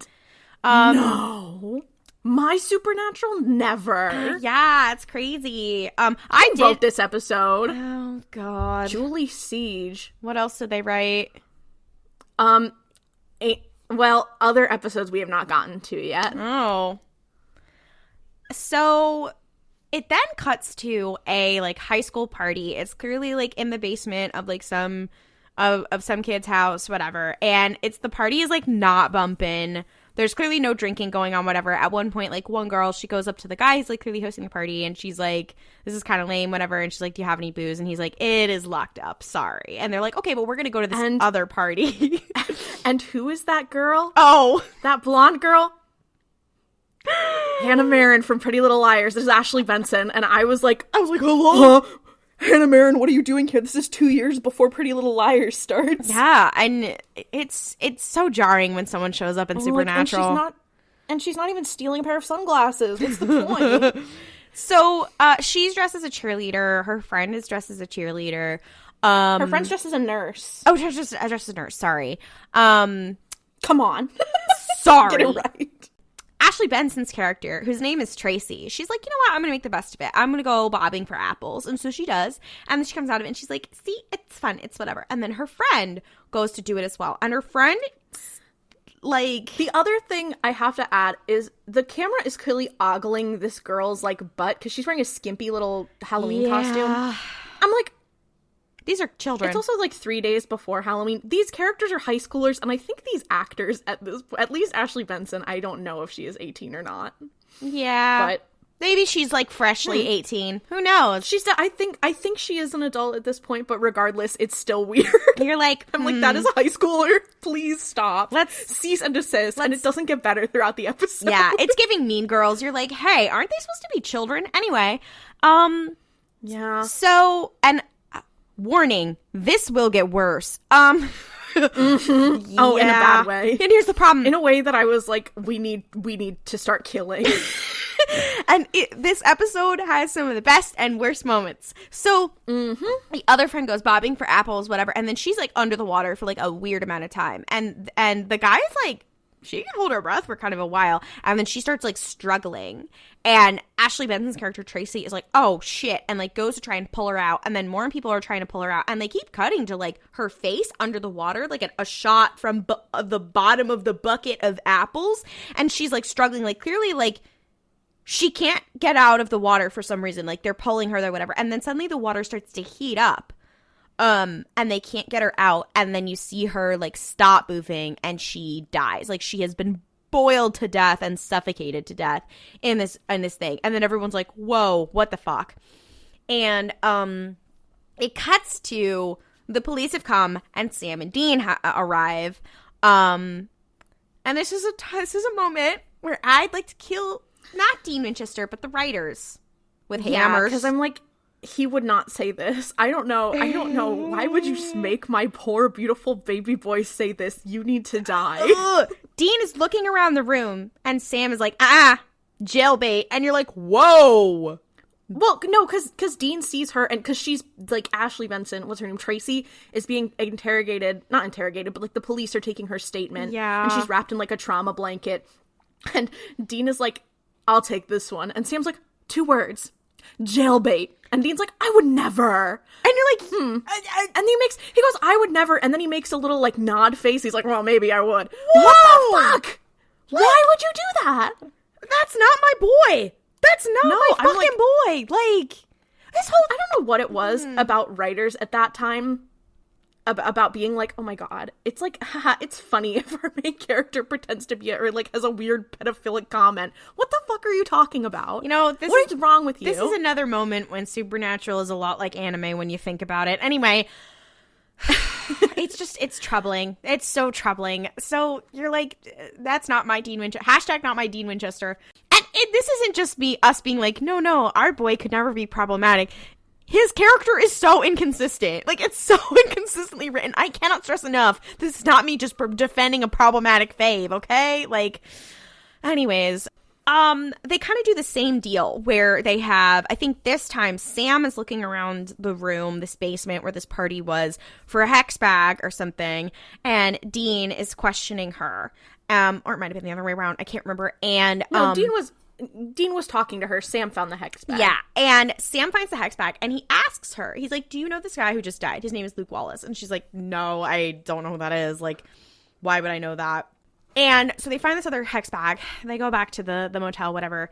And they're like, the big thing is that each time that they research these people, so this girl that died, and then this guy named Luke, they're like squeaky clean. They don't have anything that like could mark that like somebody wanted something out for them. And they're like, and Dean's like, what the fuck? And Sam's like, maybe it's not like a piece of revenge. Maybe it's someone doing a spell. Then again, this is Sam in his own witchcraft era. He's like, I think someone's doing a ritual. Someone's doing a spell.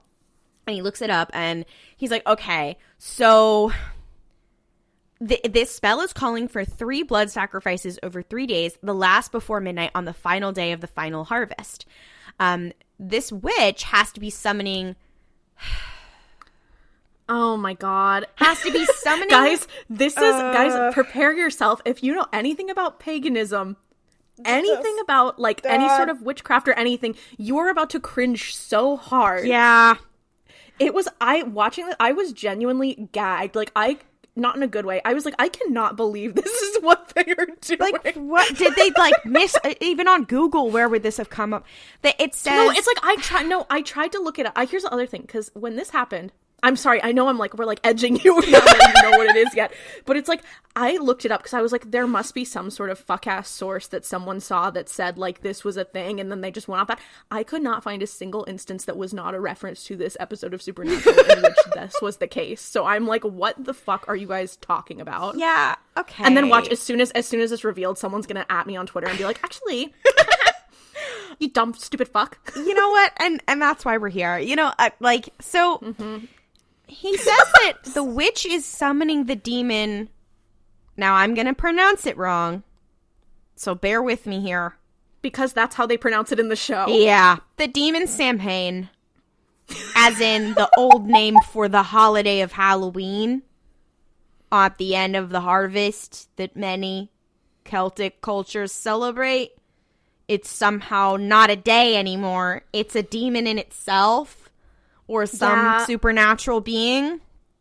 And it is called, I mean, just for the record, it is supposed to be pronounced, like, a lot of places do pronounce it as Samhain, like, in modern culture, just because that's, like, kind of the anglicized version of how the Celtic version is spelled. Yeah. Because, you know, people do that with especially, like, Irish and a lot of Gaelic and a lot of Gaelic stuff. Like, people will pronounce, like, they have very specific spellings that make sense in their language. Yeah.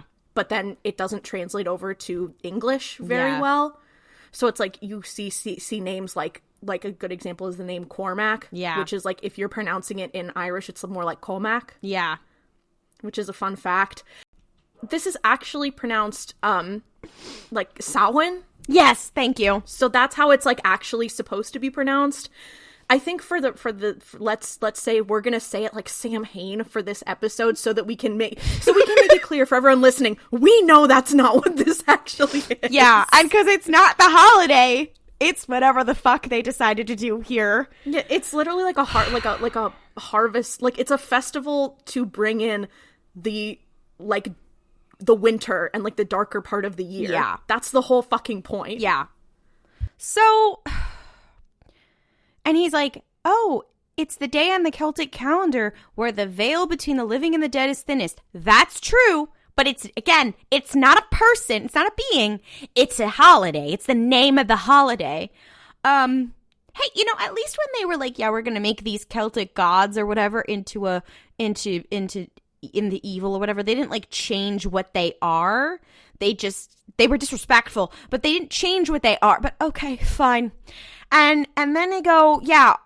And he's like, yeah. And once you know, whoever summons Sam Hain comes back, like he'll bring all these things back with him, like ghosts and demons and things. And you're like, what?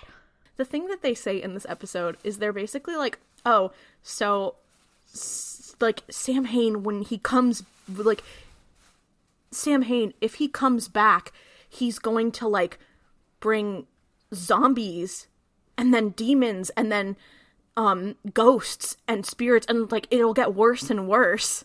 And I'm like, what lore are you basing this on? Like, you guys just made that shit up. Yeah, you know, because the whole thing is that, like, this is when the veil between the living and the dead is most thinnest, and things can come in from the Fae. Great, awesome. And they were like, spoiler alert for later in the episode, it's basically just a giant plot device for, like, the overall engine of this season. Okay. So, they're like, uh-oh, guess we gotta find this witch. And it is now Halloween day. Dean is sitting in the car. Also, this whole time, Dean has been eating a ton of Halloween candy. And Sam is like, girl, didn't that guy just die from eating a ton of it with razor blades? And he was like, yeah, but it's Halloween. Fuck it, we ball. And you know what? I have to respect that. Because that feels more in character of a guy who's like, yeah, I died and went to hell. Like, what am I going to do?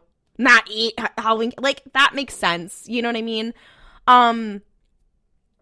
Dean is sitting in the Impala, has eaten a whole thing of candy that I guess they bought for kids, but then he ate the whole thing. Don't know. And he's basically camped outside the first guy who died's house, because he's trying to see, like, is there some sort of connection between these two people? And he sees that this girl, Tracy, just walked into that family's house. And he's like, she said that she didn't know him, so what's the truth? Sam is doing his own research, and he's like, okay, so she's not all that she seems. She got in a violent altercation, they say, with one of her teachers, and she was suspended from school. So they're like, okay, we need to see this teacher. So they go to school, and it's art teacher. Well, there's another thing that happens. Where Dean comes back, like, to the motel room and is like, dude, first of all, this motel room has, like, black and red checkered linoleum floors. Oh, God. And I was like, who chose that? Anyway, but Dean sits down and he's like, dude, I think, like, is it? Yeah, it's here. Where he's like, yeah, this girl, like, the boys are talking and they're like, okay, what if this girl is, like, the witch? They haven't figured it out, but they're thinking, like, what if she's the witch? Yeah. And Sam's like, but if she was the witch, like, wouldn't she be, like, 1,000,000 years old? And Dean's like, hey, if you were gonna come back, because this is the line where he says, if you were gonna come back to life and be, like, and craft, like, a new face, wouldn't you want to be a hot cheerleader? I would. Hello?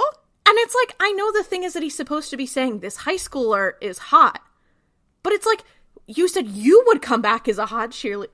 A girl cheerleader. What? What is the... Dean, what? Do you have something to tell us? What is going on with him? Like, something is wrong. He came back from hell weird. No, like, he is like, I'm questioning things, guys, for real. Like, that line is never questioned. You're like, wait, what? Like... No, I mean, Sam looks at him and is like, what the fuck are you talking about? But the point is that... Also, I have to... Like, why does it have to be a witch who's really old? Couldn't the witch have just found this spell now?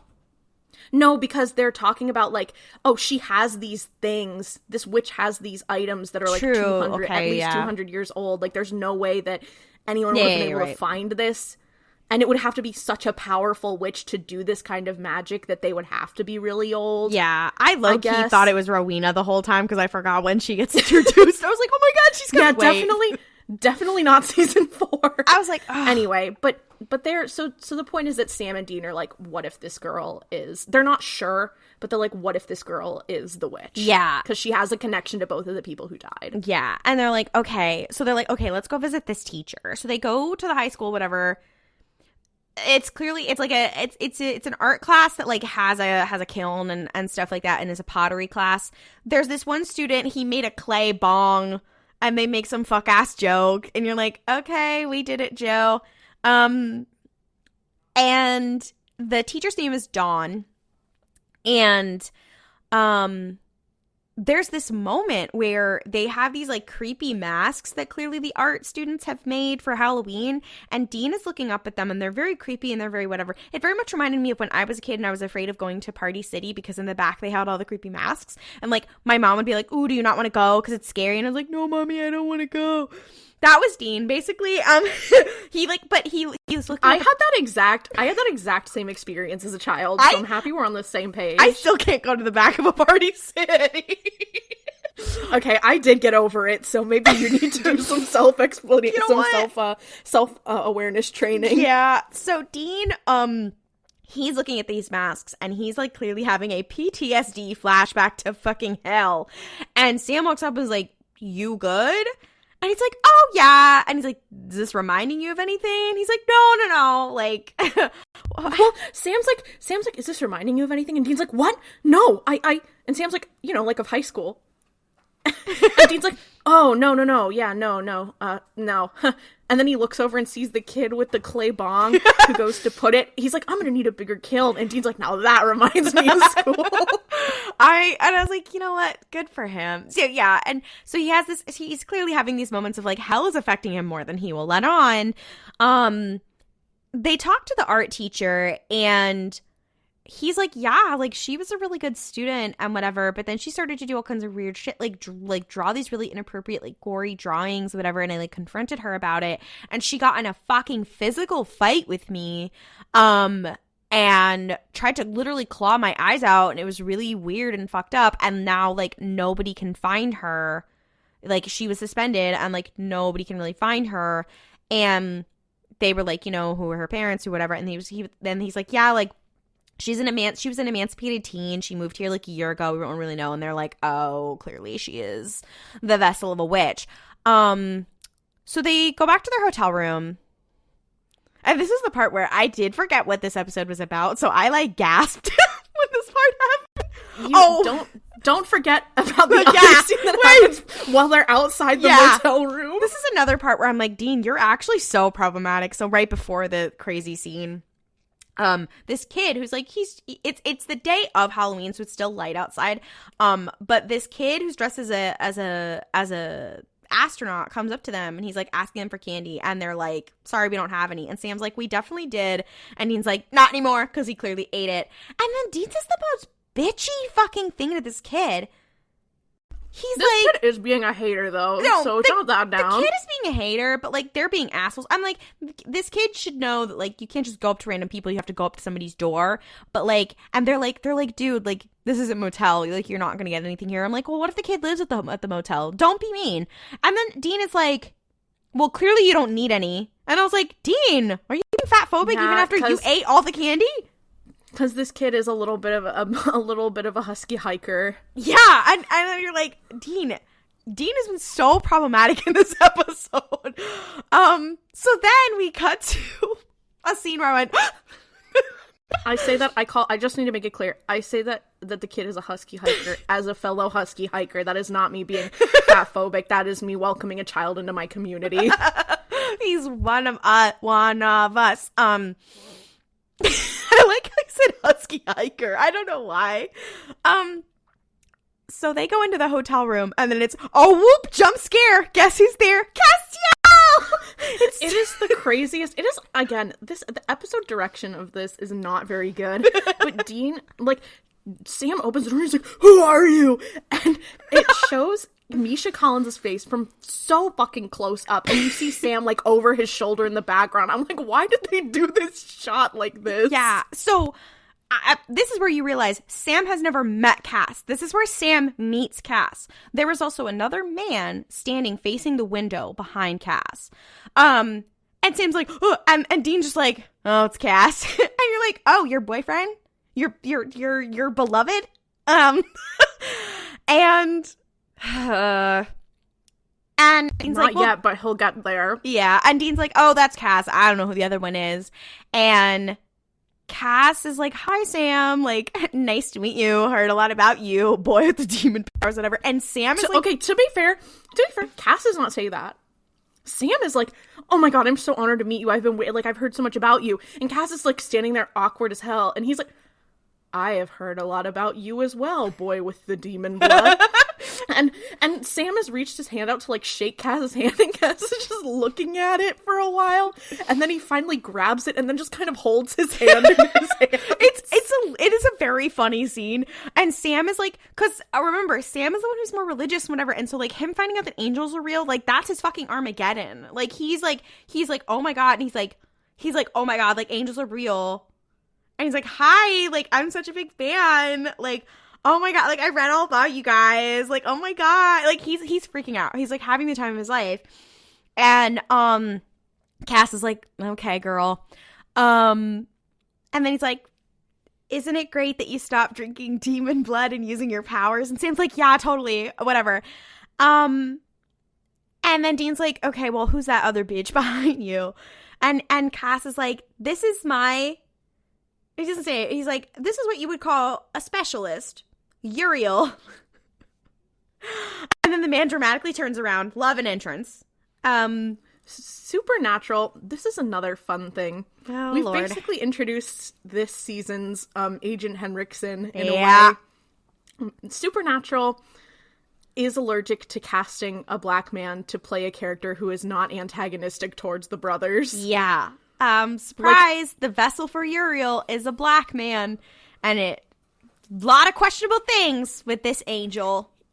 At least the difference with Uriel is that, like, I feel like a lot of it almost makes me more angry, but I feel like a lot of the characters, like Agent Henriksen, with his whole thing, and, like, also with Gordon, like, there is a very common through line between these three characters.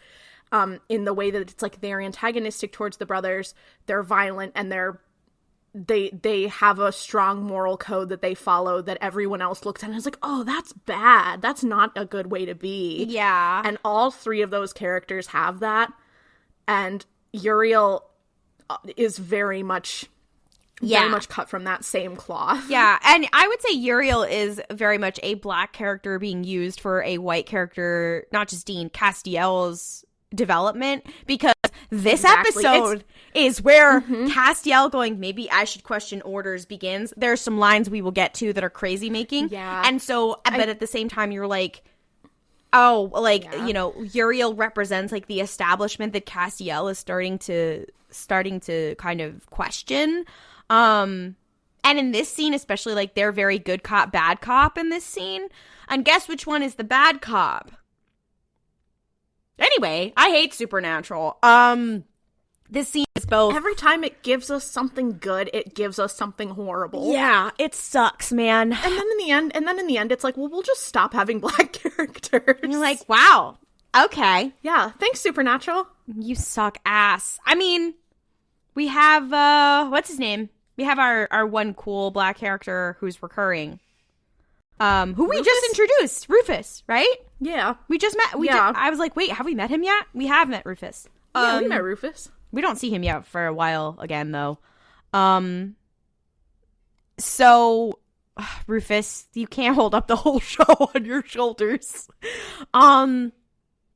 So, they're basically like, what are they doing here? And Cass is like, okay, so, like, have you learned the witch's identity? And they're like, girl, like, what are you doing here about this case? Like, why do you care? And they're like, yeah, I think we have. And, like, we're going to try and figure out where they are. And he's like, cool. So you had a hex bag. And if, like, we hadn't come to help you, you definitely would have fucking died. And they're like, oh. And they're like, yeah. So the witch definitely knows that, like, you're onto her. So we're running out of time. Let's keep it going. And Cass is like, let's get to business, whatever. And he's like, okay, so you need to stop the raising of Sam Hain. This demon, they just make him into a Christian demon. It's so, because surprise everyone, it's one of the 66 seals, which will release Lucifer. That's the overarching plot that's happening. And they're like, they're like, what? And they're like, so, she's onto you, so you guys need to leave town. And they're like, why?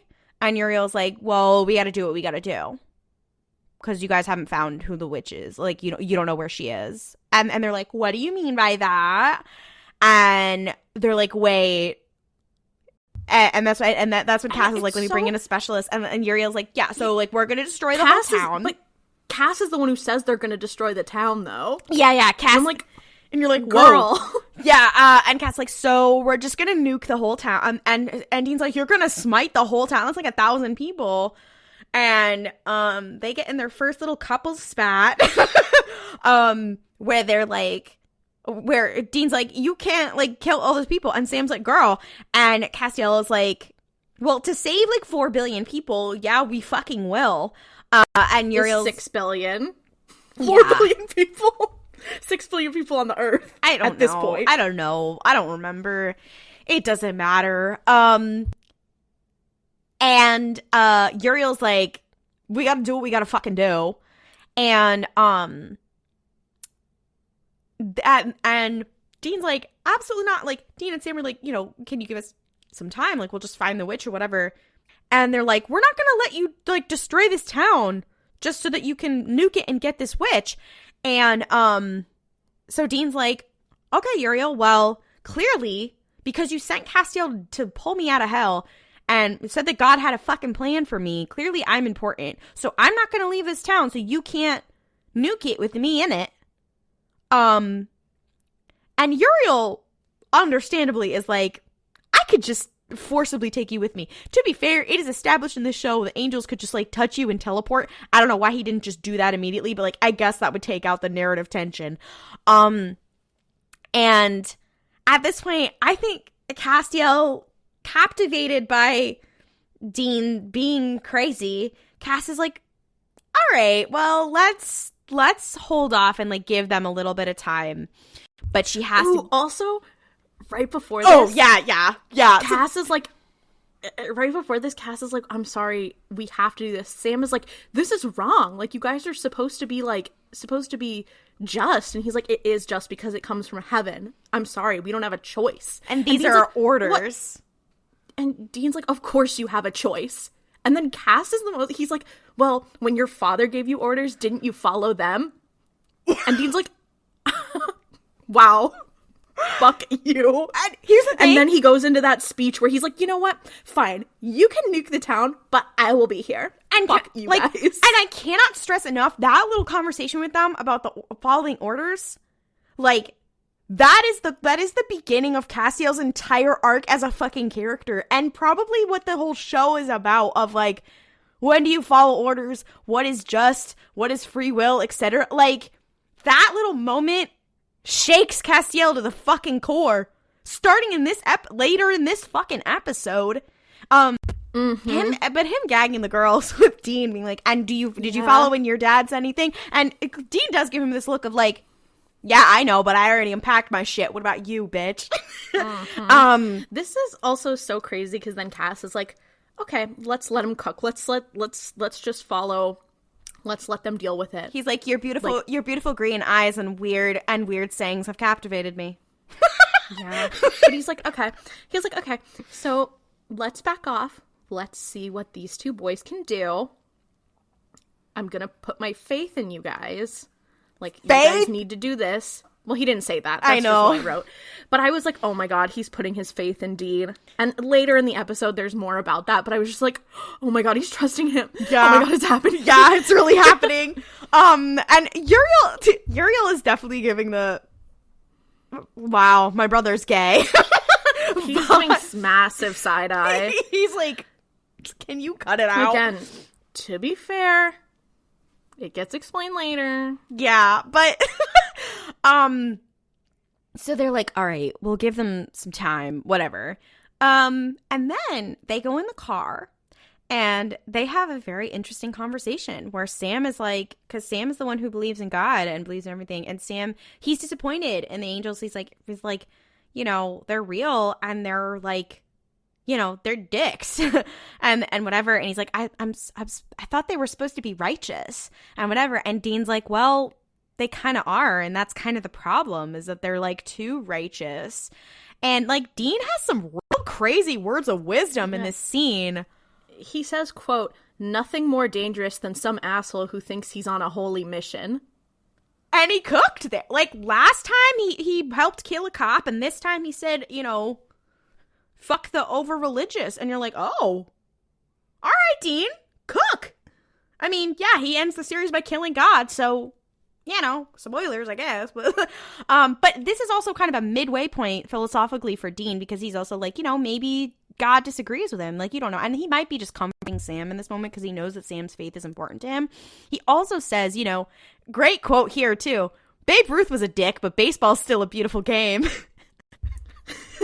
Yeah, that was so good. But he also says when he's like, too bad apples doesn't spoil the basket. And I'm like, girl, he's full of snappy little quotes in this scene. Like, this is definitely big brotherism happening here. Like, he's really trying to comfort him, but I think he's also been questioning faith and what it means to him as well. Like, I cannot stress enough. Like, this is the good shit. This is where you're like, ooh, maybe this show does kind of cook, and then it goes back to being bad. And you're like, oh wow, oh damn. And this is also where I must stress that, like, it's not just, Castiel and Dean being so homosexual for each other that makes the show good and makes you be like, oh, the show's only good when Cass is here. Because that's not always true. Sometimes when Cass is there, it's bad also. When Cass is there, it brings in a lot of the interesting parts of the show. And the interesting conundrums there. They just happen to be when he's around. And I think that's why people associate it with the better times on the show also. Because, like, there's some of the better writing. There's also some of the worst writing, so who can say? Yeah. There's a really interesting line in this scene too, where Sam is clearly like upset about this, and Dean tells him, he's like, you shouldn't give up on God, you shouldn't give up on all this. And I'm just like, it's just so interesting for Dean to take this perspective, and it's really, like you said, it's kind of like this is where the paradigm shift sort of happens, with Dean being like more like starting to be like, what does God mean to me, and what is like the idea of like not necessarily spirituality, but what does the idea of a higher power mean to me. And it's just interesting of him. I think it's interesting for him to tell Sam, don't give up on God, specifically just because of like the foreshadowing, unintentional or not, that's there. Very interesting that Chuck is writing this, isn't it? Chuck. How we Chuck off. How every episode we're like, Dean, it feels like a different character depending on who's writing it. I do think that Chuck just writes Dean to be different every time, to fuck with him just for fun. I think that's part of it. So anyways, so they go back to like investigating the case. So they're like, okay, now we're on a clock here, and Sam is like, that bone that was in that hex bag that was charred, that was a baby's bone. You can't to get a bone to that level, like you can't just do that in like a cooking fire or like a fireplace. Like you need to do it somewhere hotter. And they're like, oh, the kiln at the school. Shit. So they break into the high school art department, and they're like, wait, the hex bag showed up. And they're looking around, and then they're like, wait a minute. The hex bag in our apartment showed up after we confronted the teacher. It's not her. It's the teacher. And so then they start rummaging around the teacher's office, and there's like a locked drawer. Now at this point I go, why wouldn't his witch stuff be at his house? Why is he keeping it in the drawer? Why doesn't he bring it back? Okay, fine. They find this locked drawer, lo and behold, in his desk at the high school. There's child bones there. And they're like, oh, great, awesome. Okay, so it's definitely the art teacher, and whose name is Dawn. And it cuts back to Cass and Uriel. And Cass is saying to Uriel, like, be patient with them. And Uriel's like, girl, like, we don't have time for that. Like, what are you doing?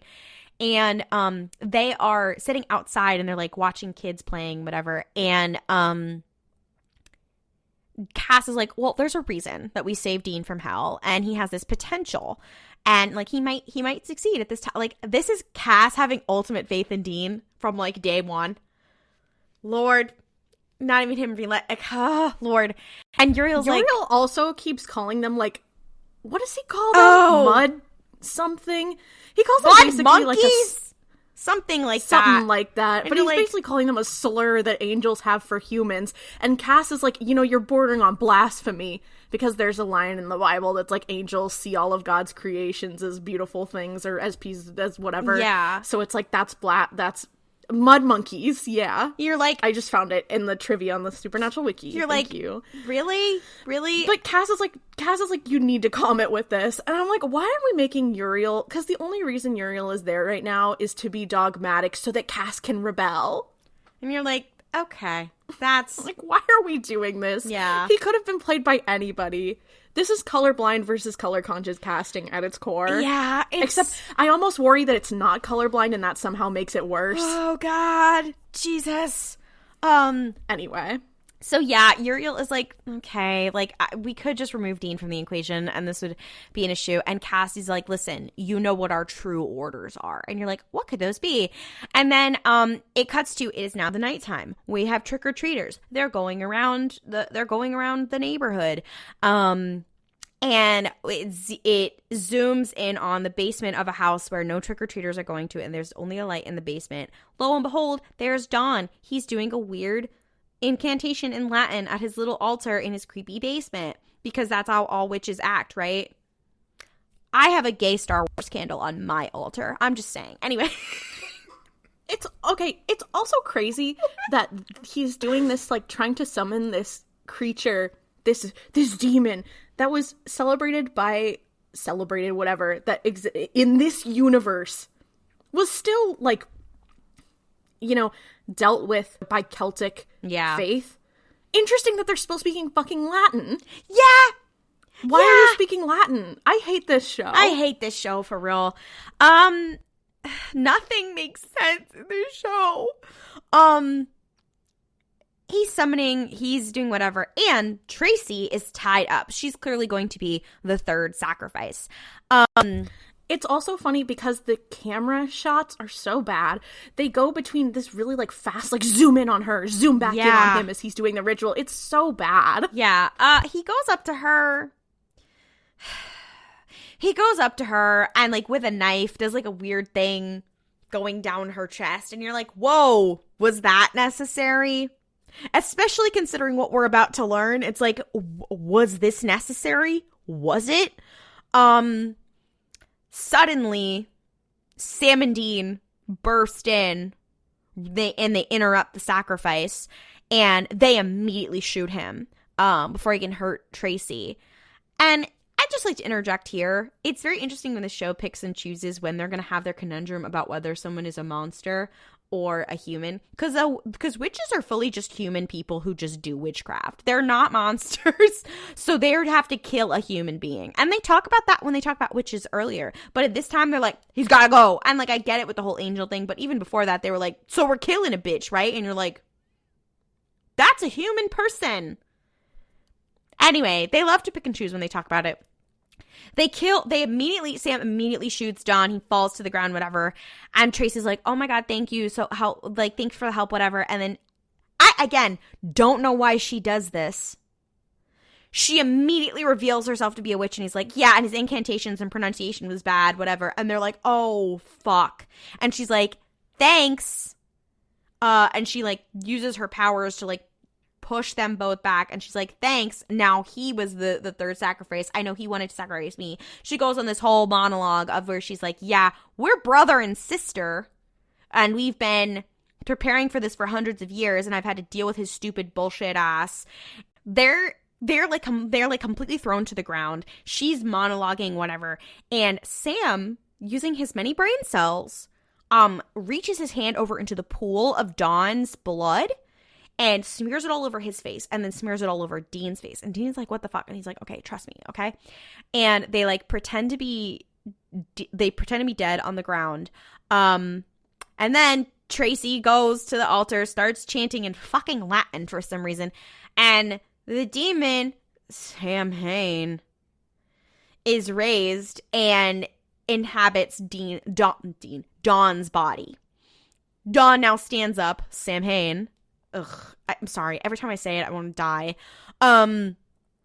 And he goes up to her. Granted, we thought that, I just like to recap, we thought that he was the teacher and she was the student. Then we thought they were brother and sister. Now he is a demon possessing the wizard's body. And he goes up to her and he's talking whatever, basically like thanking her or whatever for raising her, whatever. And she's like, oh my God, you're back, whatever. They kiss on the mouth. Again, it's giving very much when Mary Winchester kissed the yellow-eyed demon in the body of her dad. Again, why do we have to do this? Again, I say, John Winchester had to have kissed the yellow-eyed demon. I don't know why they're kissing here, because, like, they're basically implying that, like, she was dating the demon Sam.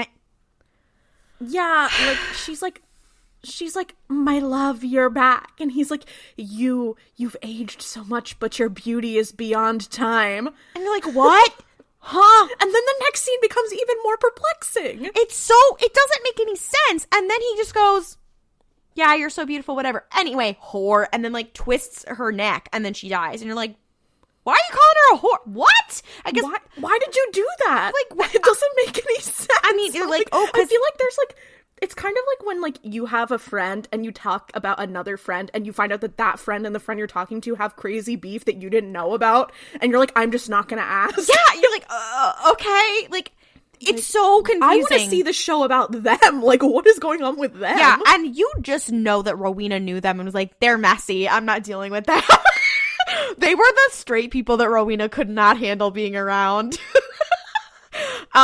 No, because we said when we were watching the Winchesters, the spinoff about Rowena and that the witch woman, that would have ate. Anyway, what was her name? That was her name. Ada? Yeah. Ada. Yeah? I don't remember. I think so. She was so slayful. So, Lord. So, Samhain then walks out and walks past Sam and Dean on the ground as they're playing dead. And they do this kind of effect where, like, he can't really see, like, from Samhain, from his point of view, where he, like, can't really see. It's kind of, like, shaky around him.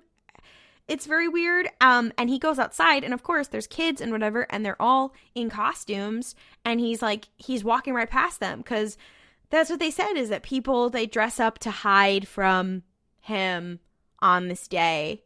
Which is, like, that part is, like, somewhat true. So, whatever. So, Sam and Dean and talks to Sam. It's not, but it is. Like, it's, like, on the holiday of Samhain, or on the holiday of Samhain. It's, like, that's what, like, costumes and masks were, like, a thing, but not, that's not why. Yeah. But, it was, like, to protect yourself from certain things. So, Lord. So, Dean turns to Sam and he's like, how did you know, like, he wasn't gonna, like, go past us, whatever? He was like, okay, so this was just a guess. And he's like, people, they hide themselves with masks, so it's not just, like, playing dead. It was, like, covering our faces, so, like, we were pretending to be dead or whatever. So it's, like, a costume. I'm like, is it? But, like, okay, I guess. It's, like, kind of like in a zombie apocalypse when you pretend to be dead, I guess. He's, like, a demon. I don't know how he would not figure out that you're alive, but, like, what are these rules? I don't know. Anyways, so, Sam, again, Deus Ex Sam Winchester, Dean's like, oh, where do you think that he went? And Sam's like, if you were going to raise a bunch of shit, random monsters, where would you go? And Dean's like, oh, the cemetery. And I'm like, if it's a powerful demon, couldn't they raise it from anywhere? But, like, okay. I respect the commitment to the aesthetic. So it cuts then to a mausoleum, which at the beginning of the episode, like, the teens were talking about how there was going to be a party at a mausoleum. They're partying inside this mausoleum where there are many like, graves inside the wall, whatever, and they're partying and they're they're like, oh, I'm so high right now, whatever. And the demon, quote unquote, shows up in the body of their art teacher, and they're like, hello. Also, this did make me think about how, like, if you're this hundreds of years old witch and you have to pretend to be an art teacher, that's hilarious to me. That's really funny. Because he didn't have to pretend to be that. He could have pretended to be anything. Like, he could have, like, worked at, he chose that. an art, like, community center, but he's like, I'm going to work with kids. And why did she have to pretend to be in high school? It's giving Edward Cullen a little bit. Like, anyways, nothing in this show makes any fucking sense. So, he comes in, he locks them into the mausoleum, and they're like, hey, dude, like, you locked us in. And, then the dead begin to rise, rattle the doors of the graves in the wall, and then one of them opens up and sucks one of the kids in, and they hear, like, blood and crunching sounds, and you're like, oh, the zombies are eating his brains, I guess. And blood like shoots out. It's like he went into like a person shredder. Yeah, and like it's like he was on a wood chipper. Yeah, and the kids are like screaming and they want to get out and whatever. And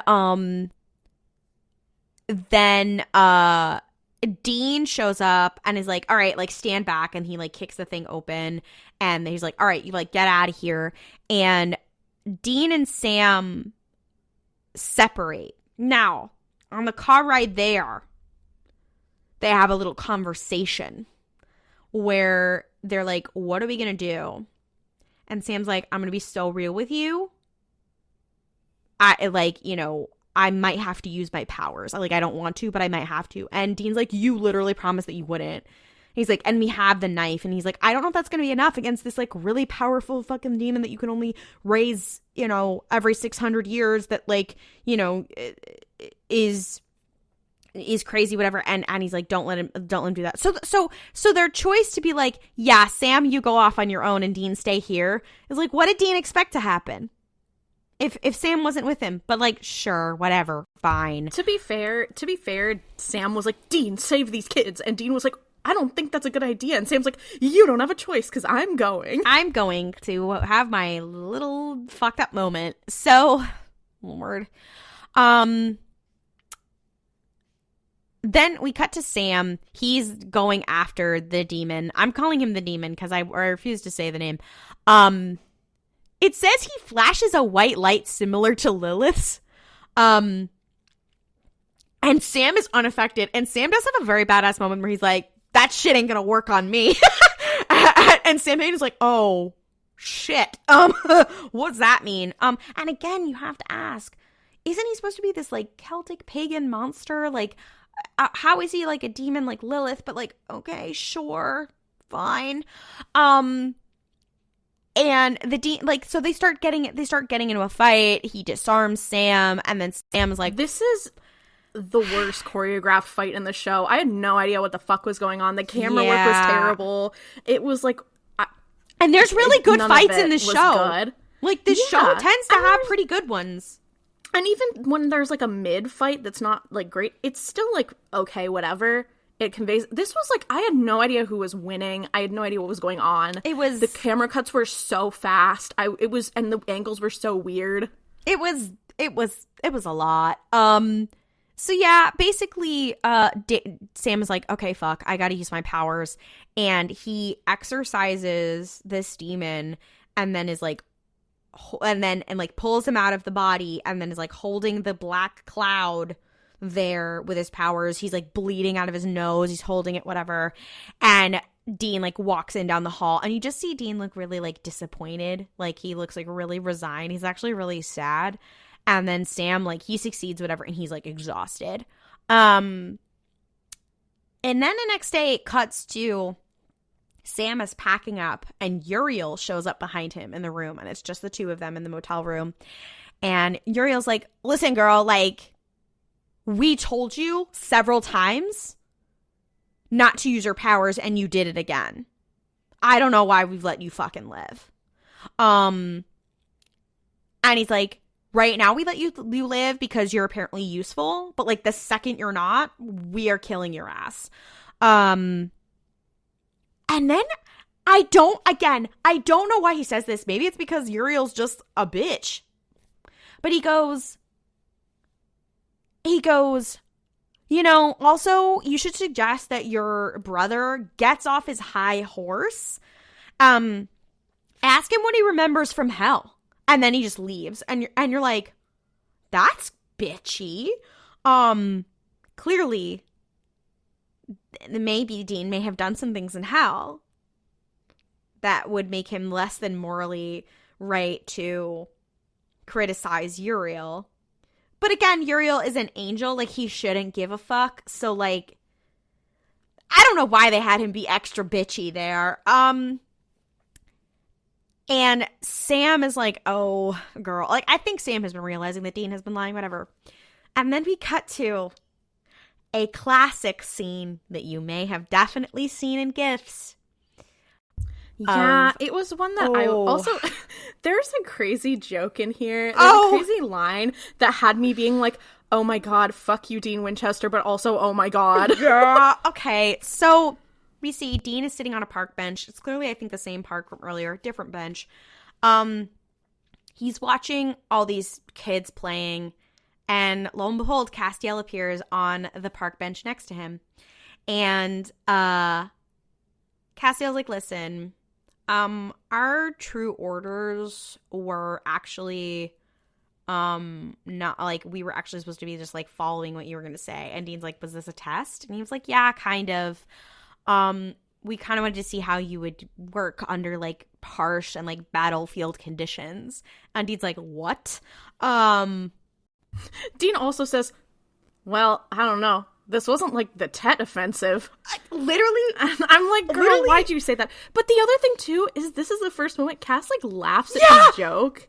And, like, looks down and has this, like, pensive little look on his face. I'm like, oh my god. Are they flirting? Oh my god, Destiel is real. Destiel is a real guy. Like, up until now, their interactions have been, like, okay, like, there's some weird tension going on. But I was like, oh, wait. This was, because I think people was like, oh, like, people were like, oh, that's crazy. But I think this was the moment that was like, wait. Yeah. Destiel is real, guys. Also, they're having, like, the quintessential supernatural, like, post-mission, like, emotional conversation by the car. And now we're getting those with Cass and Dean instead of Sam and Dean. And you're like, whoa, what's happening? And you're having Dean be like, tee, twirling his hair, kicking his feet. Like, you're like, what the fuck?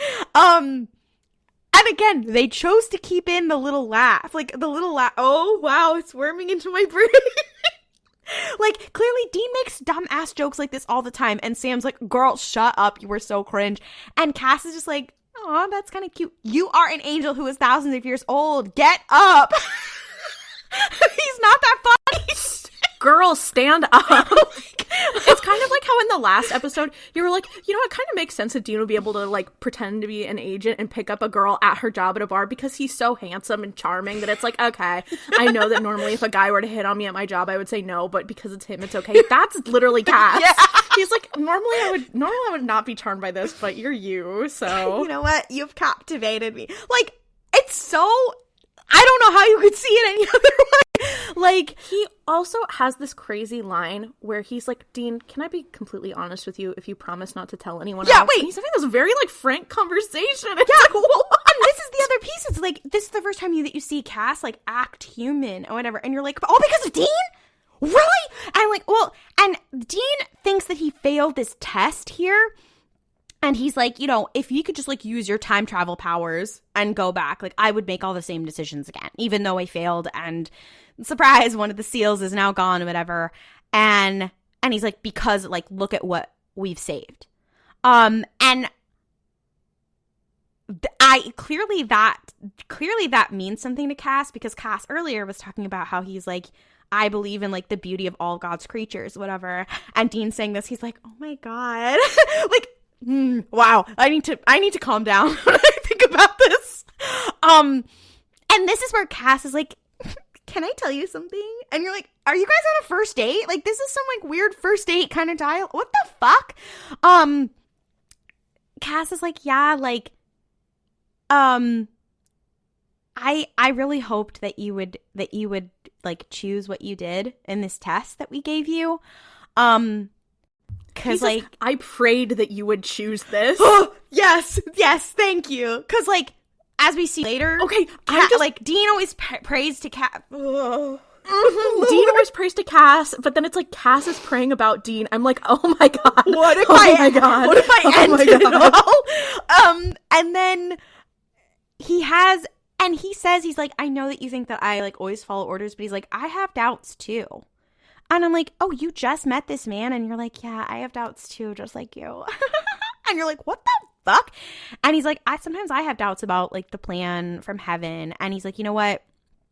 In the coming months, like you're gonna keep having these hard decisions, and you know what? I don't envy you. And he's like clearly being like, I feel bad for you, and like I'm not just like a guy who's like trying to be like up in your fucking bit. Like I have empathy for you, whatever. And then the camera was on Cass, and then it cuts to a shot of like Dean, like from behind of like Dean, and then you see that Cass is gone, and you're like, but it's what? It's also there's also I'm just like, there's something so powerful about the two of them talking about the beauty of life while looking at like a bunch of children playing.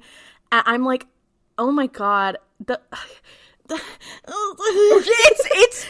it's so. Also, I love how in the continuity trivia it says Sam brings up how he prayed to angels, which was seen in Houses of the Holy. Yeah, I know, because in Houses of the Holy I went Destiel. This episode, it's like because it's like it's bad because it's bad. Appropriating. It's bad because it's like it's appropriative. It is not respectful of what it is appropriating. Yeah. It is just like the story itself is also very weak if you actually think about it for more than a couple minutes. Yeah.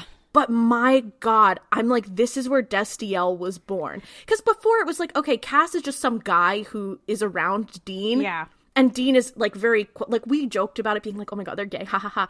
But it's like, there's not really a lot there in terms of that in these earlier episodes, aside from like some palpable tension. But this is like, oh, Cass is like, I'm starting to question things. And it's like, Cass is like, I have doubts, I question things all the time.